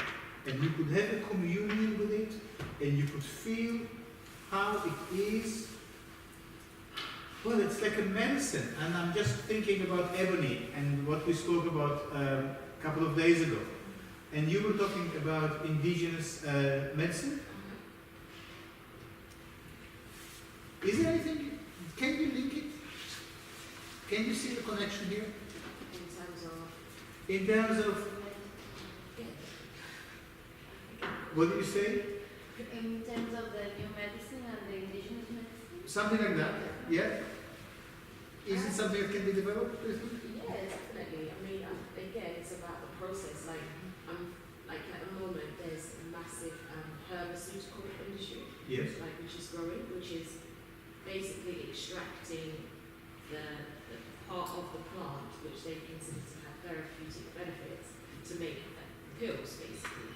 But the irony of it is, within nature, that plant has all these other things to make it safe for you to take or to make it survive. But by extracting that thing, they often make a poison, like that pill that they've made, might give you liver damage or something like that. Okay, yeah, good. Do you start to get a sense? And this is a really complicated thing that I'm asking you to think about, and that is how this shift in technology from traditional to modern, and how this shift from being more in some kind of harmonious relationship to the world, and the shift from to an exploitative relationship to the world, how it corresponds to photographic practice.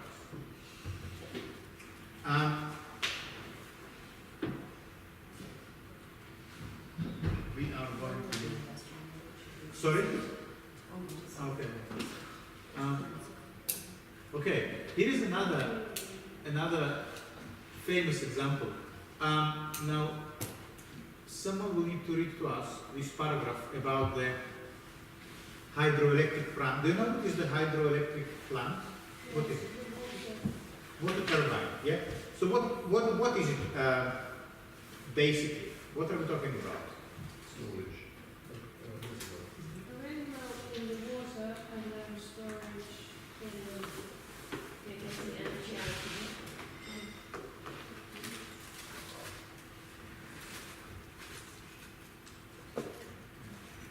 Okay, that's great. Here. Yeah. So this is a hydroelectric plant. Yeah. Anyone can explain what is it for and how it works? It's basically you cut off the water The river, yeah. So you create a difference between the Yeah. level. So when the water falls through it and it creates energy, so it moves in a shape and it will generate electricity. That's perfect. Do you understand? Yeah. The river flows downwards and been flowing since the river was born. Yeah. You block it. You basically create an artificial waterfall. The water falling down continuously. You capture this energy because you put there a turbine. The water rotates. The turbine generates electricity. Electricity can be stored, can power. You can send electricity to a city. It's also called sometimes the dam, D-A-M-N, water dam. Yeah? Okay, now we're clear with that. So this is the second example Heidegger is giving us. And he's talking about this dam or the turbine, the water plant, the hydraulic plant built on the river Rhine, which is a major river in Germany. Who could read to us this section? Please, Krishna.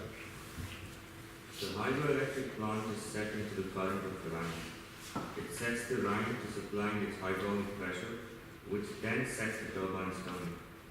This turning sets those machines in motion, whose thrust sets going the electric current for which the long-distance power station and its network of cables are set up to dispatch electricity.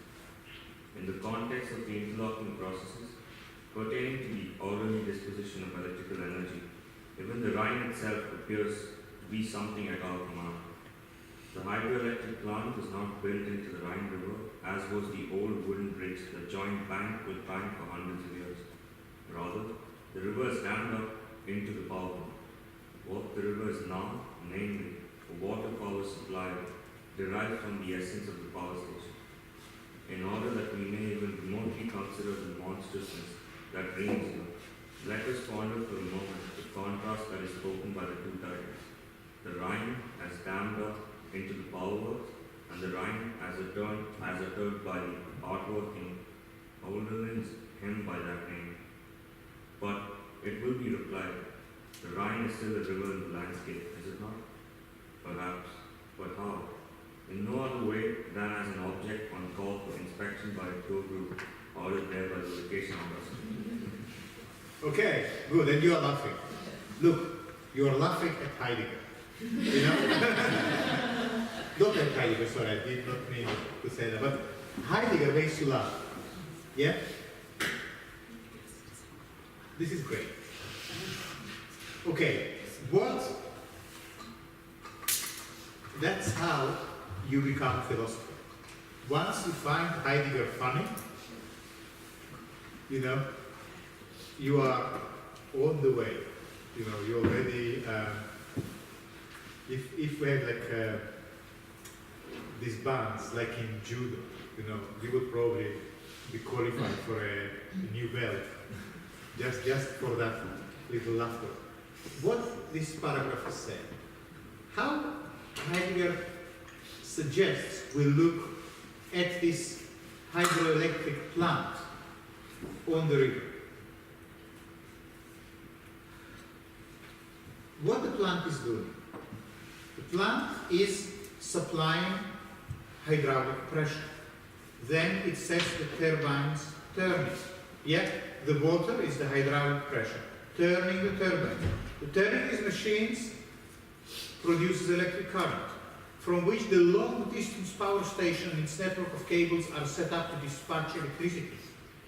And in the process, in the context of producing electricity like this, Heidegger is saying one of the outcomes is that the river Rhine disappeared. The river is no more. There is no river anymore. There is an energy producing factor. Now, we kind of know all that. The plant, Heidegger says, it's not the plant that is built into the river like the windmill or the bridge. Because people might say that, look, Heidegger, the plant is modern technology. We advance now from the past. In the past, we built a bridge over the river, or we put a windmill, or even a water mill, you know, because there also used to be water mills that use the current of the river. And now, okay, so, you know, guilty as charged. We learned a few things, and we know now how to use the same water energy to produce electricity. So what is the big deal? The big deal, Heidegger says, is that you don't have a river anymore. All you have is a resource for producing power. So you look at the river and you see a resource.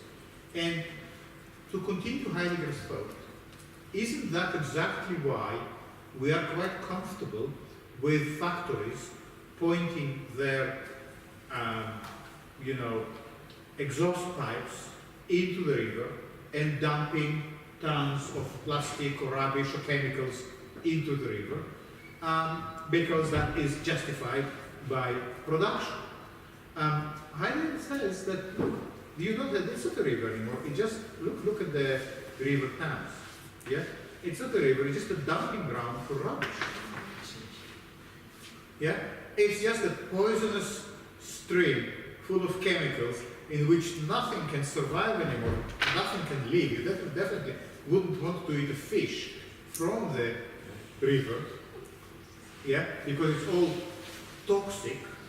Yeah? And why the river is allowed to become toxic? Well, Heidegger says, because for you, it's not a river anymore, it's a resource. You simply use it for energy, dumping, whatever. You forgot the river. And to bring this point closer, he says, consider the Rhine as an artwork in a painting or in this famous hymn by Hölderlin, by the German Romantic poet, and consider the hydroelectric plant. You might say, look, what? The river is still a river, it's still wet, it can still, float something on it, but perhaps it is still the river, But what kind of river it is now? Now it is an object on call for inspection by a tour group ordered there by the vocation industry. Yeah. So you can see how a lot of what we today recognize as environmental movements take their kind of energy from this Heideggerian position. Yeah? It's a position that is deeply concerned with what happens when we start to look at the world as a resource. Because when you look at the river Rhine as a resource, two things happen. First, you lose the sight of the river as a majestic entity. There are poems about rivers, there are mythological stories. The Lethe, the river of forgetting. In Greek mythology, we already mentioned, rivers have incredible power in human imagination. But once the river becomes a source of energy, all this poetic power disappears. But something else happens when you look at a river as a source of energy. Energy for whom? Energy for whom? Human. For humans, yeah. Yeah. It's energy for humans. So who really matters in this world? Human. Humans. The river? No. Is it a river world? No, it's a human world. Do we look at the world from the perspective of the river, or of the field, or of the wind? No. We look at the world from our human perspective. And Heidegger says, why did it look incredibly natural to you? Look at the consequences.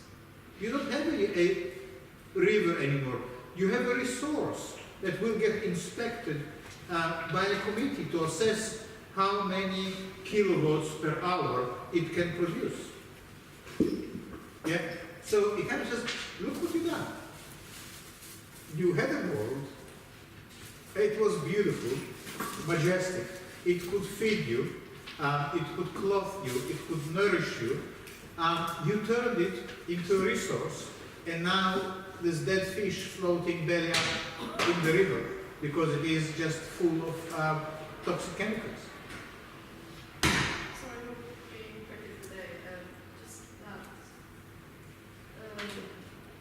the age that Heidegger lived, there was people don't know about sustainability economics or like basically extracting all energies. But now people start to have the realization of those sustainability things. So we start to take care of the river. We still extract energy from it, but we stop dumping waste and rubbish into the river. So does that mean we start to have reconnection with the river? And also, for example, Daniel, as a human, you are a good human, you can plant plants and do good things for environment. Then suddenly, St. Martin's hire you to be our teacher, be our lecturers.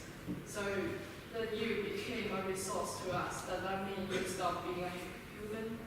It has no thoughts? Yes, I think it's a good point.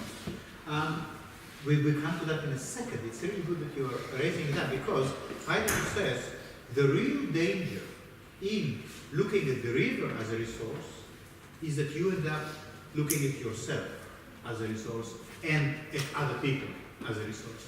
So while what is happening to the river is bad enough and tragic enough, the real tragedy is when you look at a fellow human being and you see them as a resource. So once you start looking at me not as a person, but as a source of information, that for Heidegger is part of the same process. You know, we often have discussions between in teaching committees in which one of the points that is put forward is that students are customers.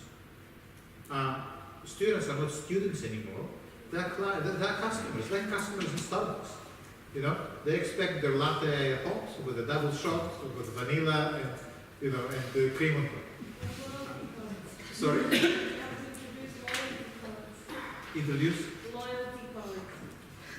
Okay. Yes. But that is it's a real conversation in higher education that because students pay quite a lot of money for their education, they start looking at the teaching process as a kind of resource, so there's a lot of lamentation, that causes a lot of concern. Now, you are right that things can change, and Heidegger is talking about it as well. But do you know when that was written? When roughly Heidegger wrote it? It was 1950. Yeah. It is true that things really are different today on some levels, and it is for that reason for us to continue and examine this text critically, not to just accept what Heidegger says as that must be true because that's what Heidegger said, but to use that as a springboard, as a starting point for our own investigations. It's well maybe, as you say, Alexandra, that today we know more and we have a different relationship to the environment, and maybe in some areas it is possible to both extract the resources and look after the resource. I don't think Heidegger probably will say that this is not possible, because the moment you look at something as a resource, you stop caring for it. Sorry, I was just saying I don't agree because With whom? With that possibility that nature and also being friendly to it, because our motivation is purely capitalistic, and so how we do things is completely unsustainable. It's not like we only catch fish that we need to eat. We catch loads of fish, and then half of them die, and then we throw them back because they don't look right, or they're not the fish that we wanted to catch. And it's not sustainable. We throw stuff in landfill. It's just, yes. But that was the last point, the moment you start looking at something as resource. No, sorry, because he was saying that Alexander was saying that maybe now that we are getting to a point where we can be more friendly in our extraction from nature. And I was just saying, I don't think that's possible. I sadly will have to interrupt because I still want to read a few more bits, but I think first, thank you. I think you get the sense that Heidegger is not only saying here that look what we've done. He also says the reason it happens is because something fundamentally shifts in the modern age, in our relationship with the world. Yeah, that's why I think the indigenous medicine example is so interesting, and we will come back to that, because as far as I understand, and again, you know about it much more than me, it seems to me that the essence of the indigenous medicine is that you are somehow part of the natural world. Yeah? And you approach, so you and the world are kind of one. They're linked. You don't stand against the plant and say, can I extract the medicine out of it? It's you and the plant, you and the forest, you and the trees, you share the same existence. But also I think that the root of that thinking is also about the root of how you see your body and health in general. Because for most indigenous people, whereas we have a symptom and so we get a cure for that symptom, whereas if you see your body as completely holistic, then you can't cure one symptom, you know, in which case even you are also like a plant. You have all these extra things, so you can't just cure this one cold. You have to think why you got the cold, what's your spirit doing about the cold, what's your mind doing, it's all these other things that you have to also cure holistically. So I think from the outset, your whole mentality to your body affects how you then treat the plant and the environment that you want to have. That's the first time I've ever heard anyone explain plant medicine like that. It makes the most sense. Brilliant, thank you. And that's exactly the kind of attitude Heidegger says we lost through technology, through modern technology. So here is one truth that is being revealed in modern technology, through modern technology, which is this loss of the holistic connection with the world. Yeah, because we put ourselves now, because we really became the masters of the world. Yeah, that's a trivial thing to say. We can extract resources from the earth, from the wind, from the sky, from the water. We, you know, and have you heard of the Anthropocene? The age of the Anthropocene is the current age of the planet, which is determined entirely by the anthropos. We grew up. We developed sufficiently to be the determining force of the planet.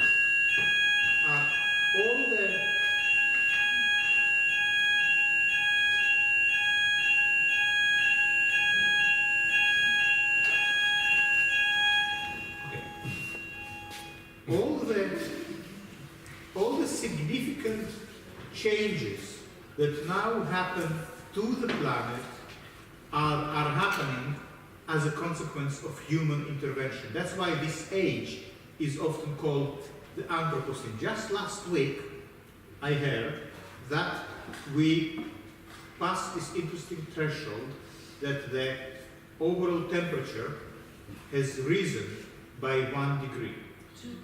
Already 2? No, I think it's already risen by 1 degree. And it is being said that by the time it rises by 2 degrees, which will happen in a couple of decades, in your own lifetime, in our own lifetime, millions of people will find their houses underwater. Yeah, that's people. What about animals? What about plants? What about butterflies? That kind of, no one even counting that. But that increase of temperature and the consequences of that are the result of human activity. But it's not just about the human activity, it's about the physics, because we are orbiting around the sun and we are losing speed. When we are losing speed, what we are is falling, and that make us be closer to the sun, and that's also part of the temperature, you know,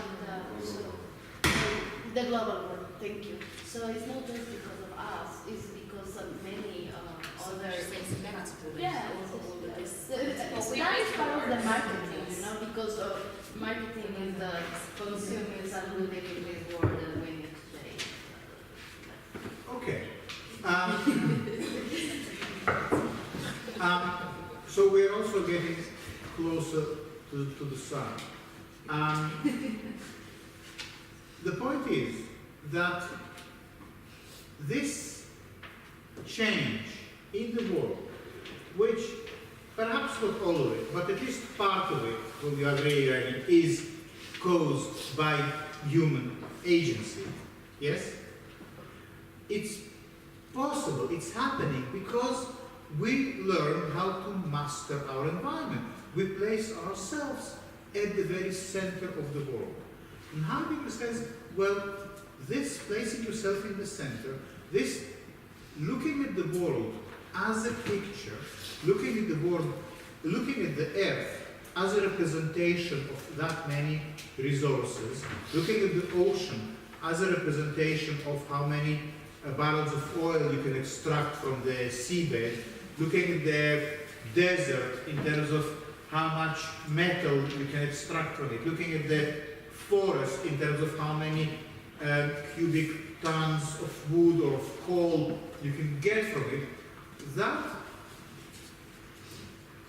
that gesture of looking at the world as a representation of energy has a consequence to the way we see the world as a resource for our own use. The revealing the truths throughout modern technology has the character of setting upon in the sense of challenging forth. The challenge is, so what modern technology reveals, we are now on page 16, what modern technology reveals to us? It reveals the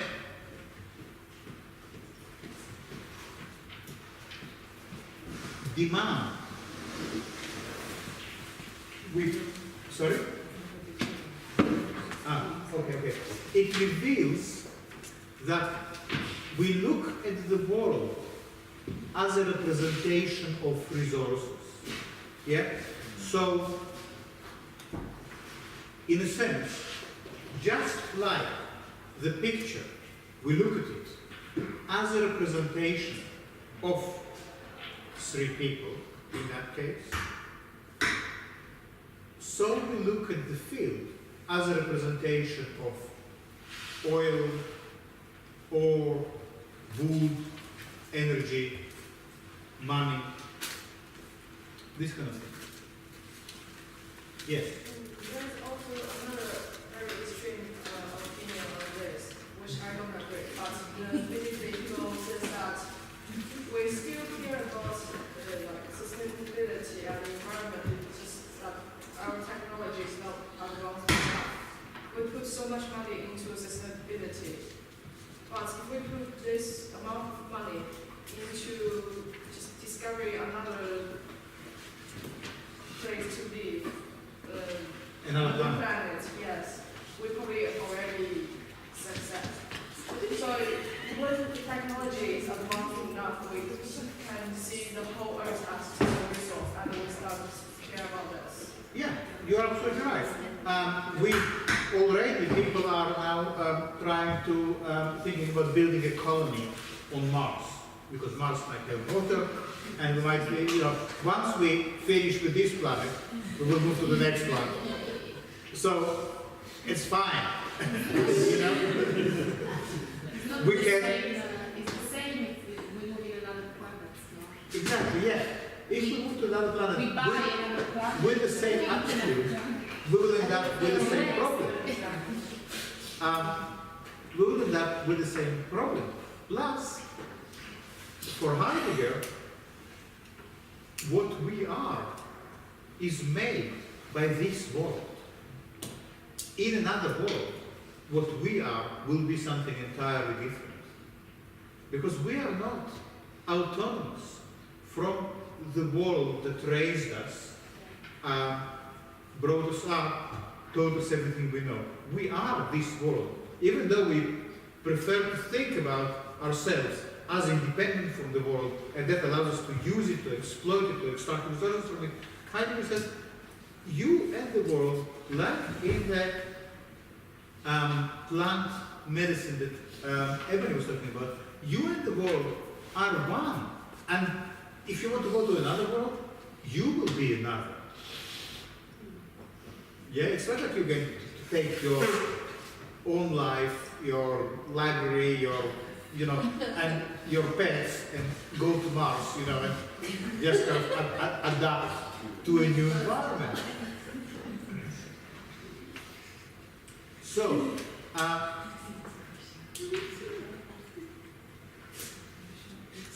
what I want you to see here is here on page 17. Could someone else read to us now? Or Vishal, you okay to read a bit more? Okay, Vishal will read. Are you still okay? Are you following this? Okay, please. We are on page 17. What kind of inconceivment? What kind of unconcealment is it then that is peculiar to that which results from this setting upon the challenges?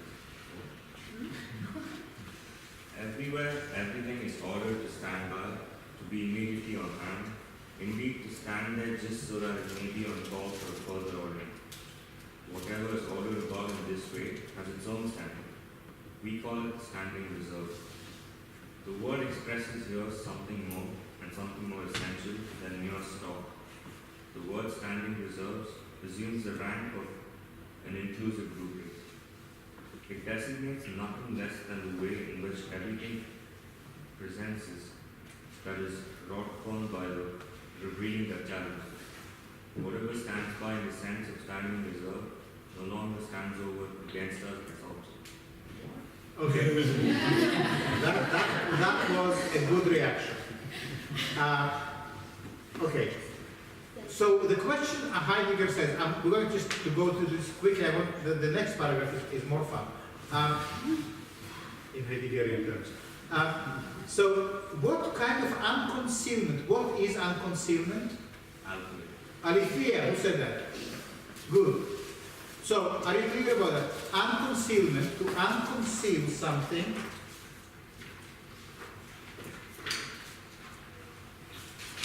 Okay. Conceal, unconceal. Conceal, unconceal.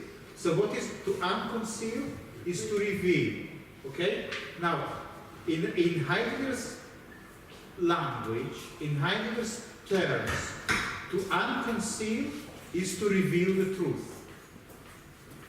To unconcealment is aletheia. Unconcealment is the essence. So, what is the truth then of this modern technology? We call it here, we call it standing reserve. What is standing reserve, Heidegger? I think that we can use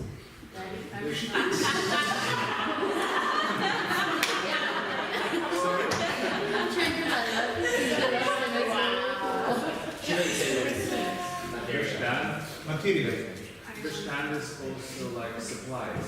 Like if you have a store, you have bestand, which means you counter supplies. If you have the amount of supplies. So it means to, what would be the English word? To count? No. The resource. Something like Stock, yeah. The word expresses here, the word expresses here something more and something more essential than stock. The name standing reserve assumes the rank of inclusive rubric. And now, here is the explanation of how it actually works. Can you read 2 more sentences here? We only need to read up to here. Vishal? Yeah. Sorry. Yet an airliner that stands on the runway is surely an object. Certainly, we can represent the machine's soul, but then it conceals itself as to what and how it is. Revealed, it stands on the taxi strip only as standing reserve, inasmuch as it is ordered to ensure the possibility of transportation. For this, it must be in its whole structure and in every one of its constituent parts itself on call for duty, that is ready for takeoff. Okay, so the example we are given here, previously we spoke about the example of the hydraulic plant. Now we have the example of the airliner, a plane, an airplane, yeah? So here is an airplane standing on the runway. Yeah. So Heidegger says, just as he said earlier with the plant and the river Rhine, he says, of course you can say that the airplane on the runway is an object. But, he says, you miss something if you say that. If you say that, if you represent the airplane as an object, you conceal something essential about it. In other words, if you just take a photograph of the airplane, you didn't get anywhere. The photograph of the airplane might be correct, but it will never be true, because it's not revealing its essence. Yeah, it could be, for instance, being that when you take a photograph and then paint it, you're really trying to get to the essence that cannot be revealed in the photograph. Why is it so? Because Heidegger says the essence of the airplane is that it is not an object, but it is standing on the runway, on the taxi street, only as a standing reserve, only as a resource, in as much as it is ordered to ensure the possibility of transportation. For this, it must be in its whole structure and every one of its constituent parts on call for duty, i.e. for takeoff. So, what you see on the runway is not an airplane as such. What you see is a standing reserve, is a reserve of energy that you can use to go somewhere. I think in the footnote he's also explaining, there's an explanation of why Heidegger uses this Bestand. Yeah. It's because the Gegenstand, which means the object, has this word gegen, which means against. Mm-hmm. So the object would be standing against something, and as the Bestand is standing reserve, it stands for to be used or reordered or seen as a resource. Yeah, so for instance, you have a security guard standing in front of a building, checking passes, yeah? Heidegger says, well, you can say, well, here's a human being. But if you say that, you miss out the true essence of what it means to be a security guard. You are here to perform a function. You become a function of security. You become a function of access for control. Yeah? So, the airplane, if you approach it as an object or as something to represent, you miss its essence. The essence is that it is that objects, as we can see in the footnote, lose their character as objects when they are caught up in the standing reserve. Because the object now can be ordered. This airplane can be ordered to fly somewhere, to bomb somewhere, to deliver things. It becomes something that is subordinate to your needs, to your aims. Yes? Does the object then become an idea? An idea? Yes, you could say that. It suggests the idea of transportation, because it's not an object, it's not just an airplane, it's suggesting it. So you see, it's very similar to what Heidegger was telling us about the job a couple of weeks ago. That from a scientific perspective, the jar is an object. It can hold 1.7 liters and all these things. But Heidegger said what the real essence of the jar is in preserving and in outpouring.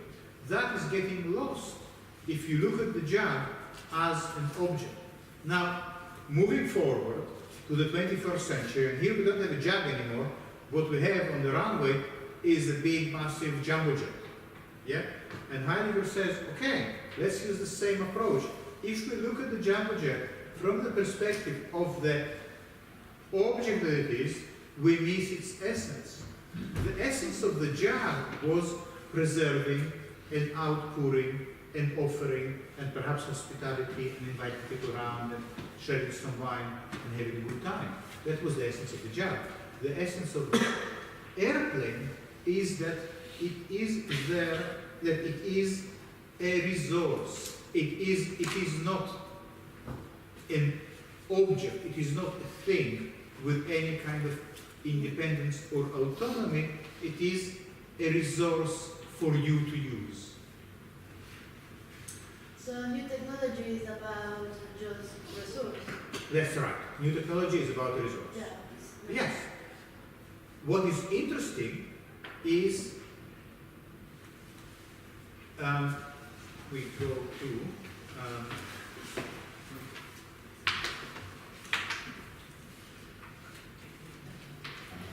And how that is related to photography. So if before we're talking about the photography as poetry, that there's something to conceal. Now, if we see new technology just as a resource, how is it connected with photography? what do you think? Should we see photography as a mere resource and nothing else if we are concerning it with a new technology, for instance? Well, one way we could take this example and we could say that taking a picture of the airplane or taking a picture of the car will show it as an object, but will not reveal its essence. Therefore, taking a picture of something will not reveal its truth. The truth is still concealed in the picture. So, we tend to think that this picture reveals some truth. Yeah? Heidegger says not so. Because the picture only reveals the objects and not the, what did you say? Of the nature of new technology, of modern technology? Just a resource. Resource, yeah. The picture does not reveal the airplane as a resource. And for that reason, the picture does not reveal the essence of the airplane. And for that reason, the picture fails to tell the truth. Because the picture shows us the airplane as an object, it fails to reveal the truth. So photography, I'm sorry to tell you, I know, yes. Photography, a photograph of a plane does nothing to tell us the truth about the plane. So that means that the photography, the image, doesn't reveal the truth, but our process is the poesis. You go.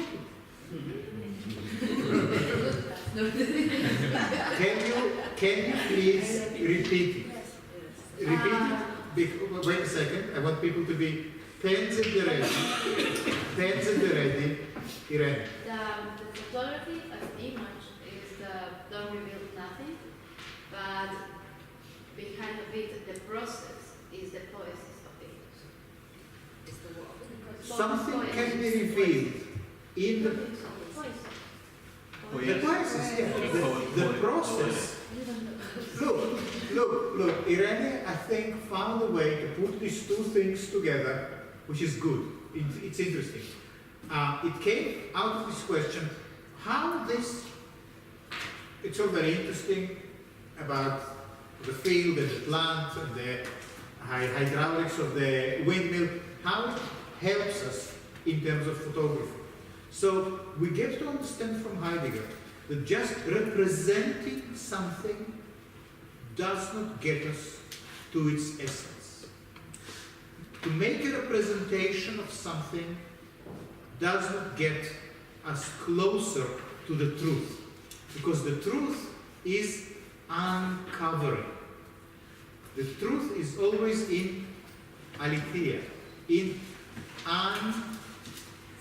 in disclosure, in revealing. The picture of the airplane or the picture of the jug does not reveal its essence. The essence of the jug, as we know, is in sharing and preserving. The picture of the jug, as it is standing on the table, does not do anything to reveal that. Something else then is required. And this something else, when I asked Irene to try to point to it, she said, this something else is connected not to the picture that photography can produce, but to the process. Because the process has within it something poetic. Okay, this is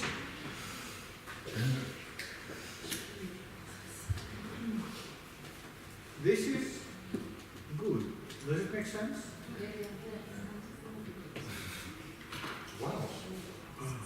Excellent.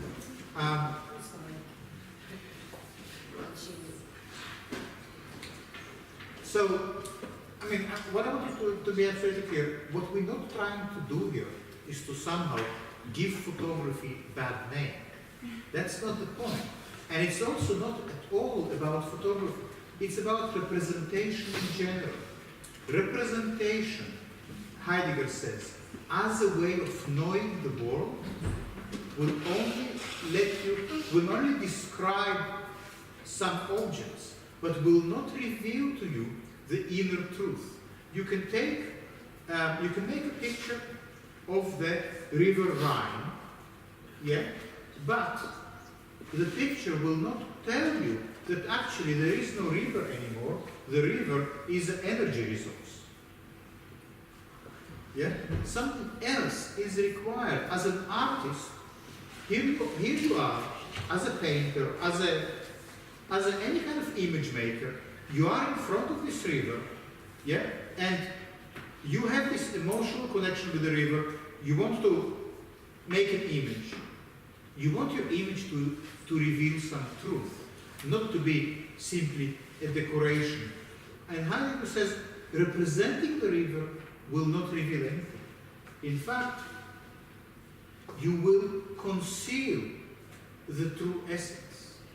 You need to find another way of working. So, we are going to look to find more.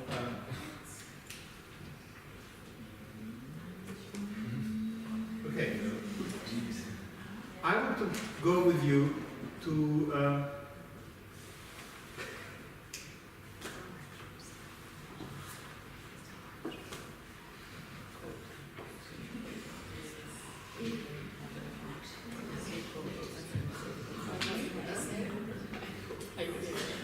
go to page 19.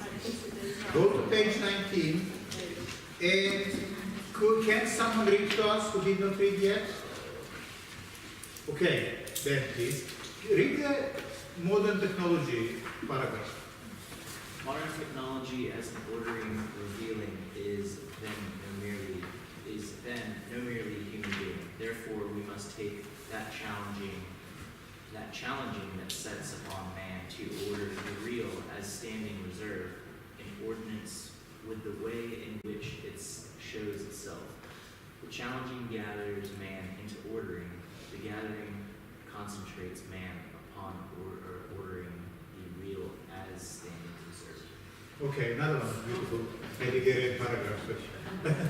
So read to us the first sentence again, please. Modern technology as an ordering revealing is then no merely human doing.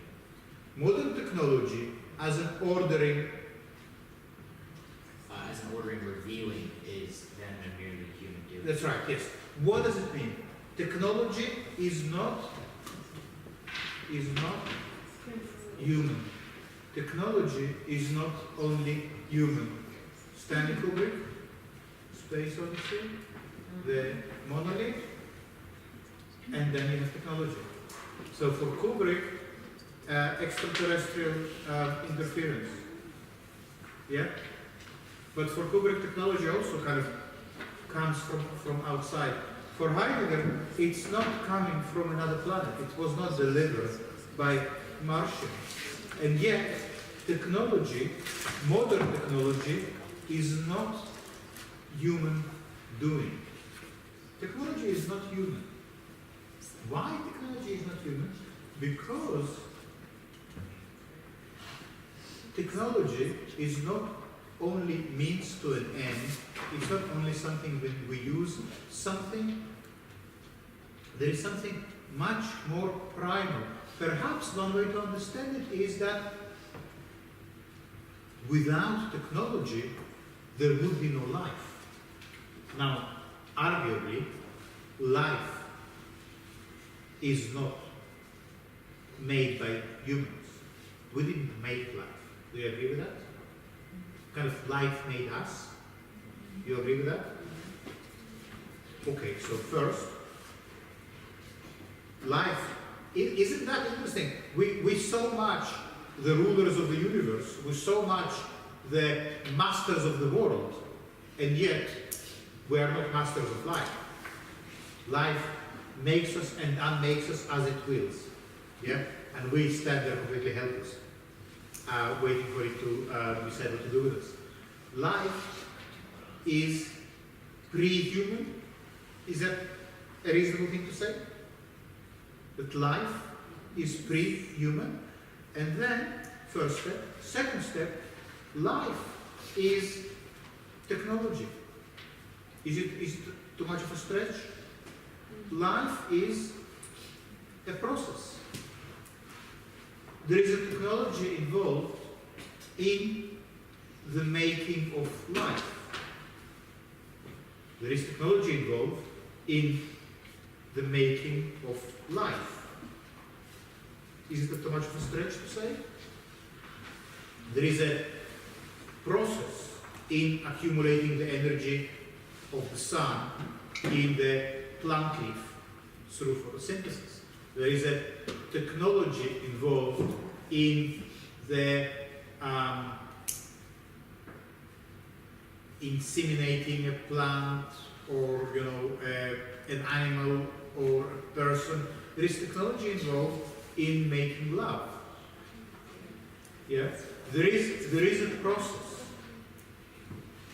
So on that level, technology is not something that humans do. You can see here that Heidegger makes us to think about technology in a similar way to how we think about life. Life is not merely human doing. Technology is also not merely human doing, because technology and life are like these two sides of the poesis and the techne. Yeah? The technology is the process of life. Technology is the process through which life happens. So, you see, it's very important.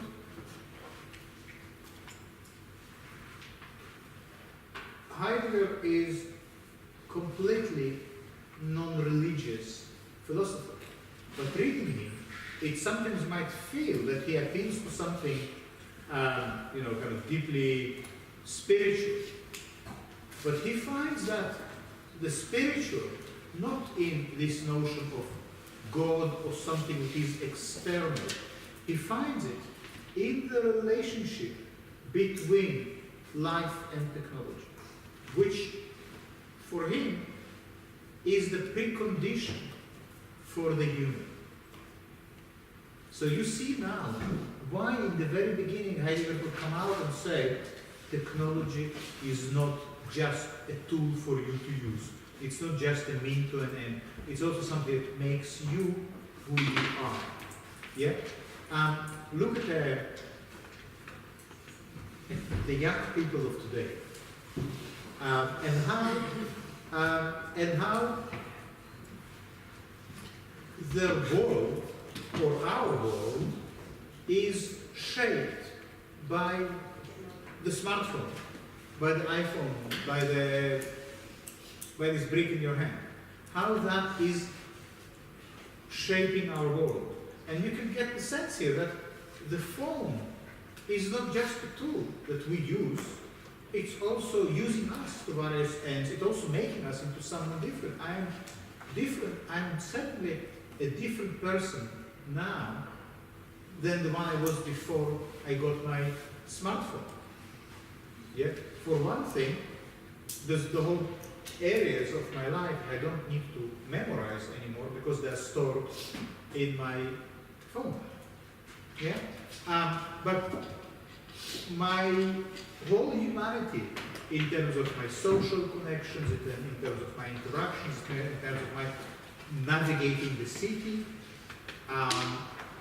finding my space, talking, it's all changes through this device. So this phone, this device, this technology is challenging us and making us in the same time as we use them, as we use it. And finally,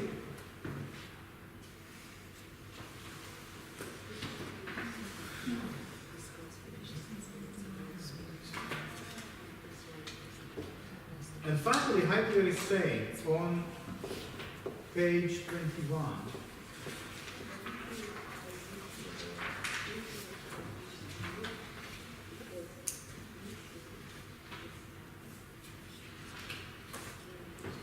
okay.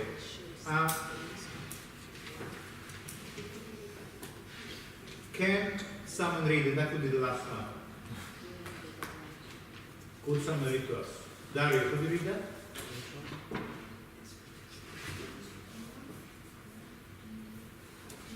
This producing that brings forth, e.g. the erecting of a statue in the temple precinct and the challenging ordering now under consideration are indeed fundamentally different, and yet they remain related in their essence. Both are ways of revealing, of aletheia. In the training, the unconcealment comes to pass in conformity with which the work of modern technology reveals the real standing reserve. The real is revealed as standing reserve. Yeah? So, both in old technology, which is building a statue for the temple, and in the new technology, which is building the hydraulic power plant or the airplane, even though these two technologies are fundamentally different, they both reveal something essential related to their essence. Both are ways of revealing, of aletheia, of unconcealment. Unconcealment. In enframing, the unconcealment comes to pass in conformity with which the work of modern technology reveals the real as a standing reserve. So, in modern technology, what is being revealed is that the real is not real anymore, but a resource, a standing reserve. Yeah? So what is being revealed in modern technology is this changing relationship of us with the world. No more one with the world in the in the way Ebony explained earlier, the plant medicine. No more this unity with the world, with the plant, but the plant now is a reserve. You look at the plant and you say, I can extract these and these chemicals from it. Yeah. This approach, Heidegger has a word for it, which will be very interesting for us specifically. The word is enframing. So, what does it mean, enframing? Gestell, that's the German word. To enframe something is to put a frame around it, is to represent it as a picture. That's what we will need to pick up next time. When you draw a frame, you know, there is always a frame, Heidegger says. The frame of modern existence is that the world for us is a resource, and we are here to pay the consequences. But we're not here really to evaluate Heidegger's lament about the state of the world and how we came to disregard the planet to such an extent that, we destroy it. We're also here to figure out what that means to art practice. If, as Heidegger says, to represent something or to make a picture of something is not going to get you to any form of truth. The question then is, as an artist, how do you get to some kind of truth? Isn't that why, or partly why, modern art kind of turned its back on representation? It's doing other things. Yeah? Is that kind of goes some way to give you key concept or key approach with which to understand why an artist like Ava, for instance, who is deeply interested in, in capitalism, in politics, in human rights, he is not making images that represent these situations. He's doing something else, and sometimes it's quite difficult to see. What is actually the point? Well, Heidegger says, one of the points is that representing something is not going to reveal the truth. You need to find another way of working.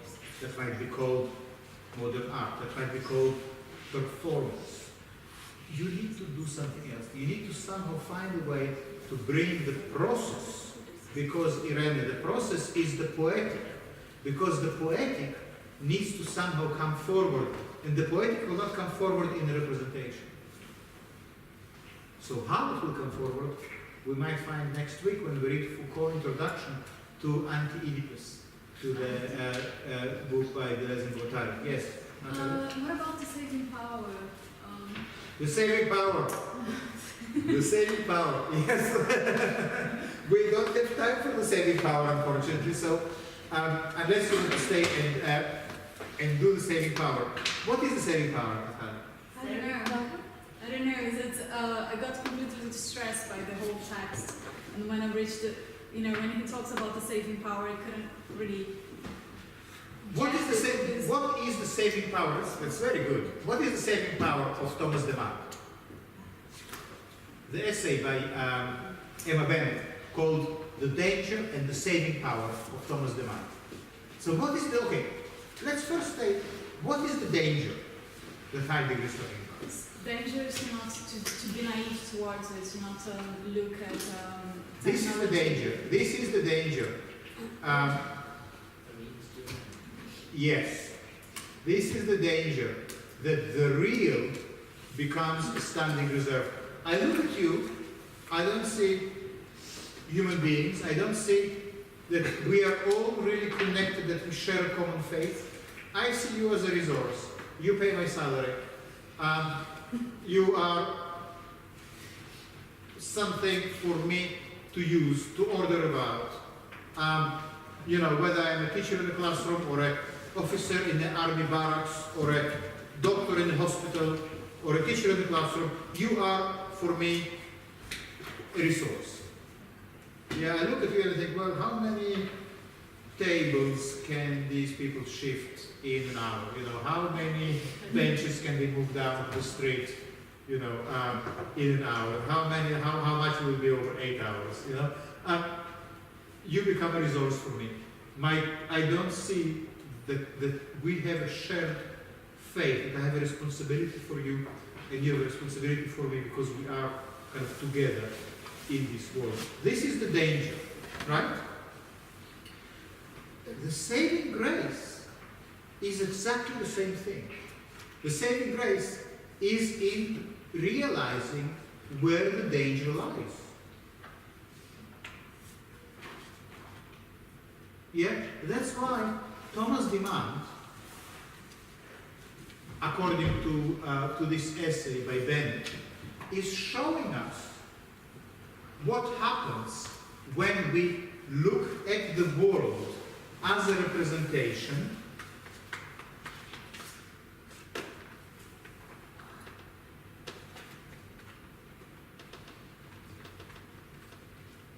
Sorry, I need to go to. So, what Thomas Demand is saying that, or what Bennett is saying, this is one of Demand's images that, in a sense, he says, look, representation does not work because representation does not reveal to you that these are scraps of paper. There is no control room, there is no computer room, there is no room, just as there is no, the river running is no more. There is an energy resource. There is no control room. It is a resource. There is no airplane. You remember? There is no airplane on the runway. It is a standing reserve.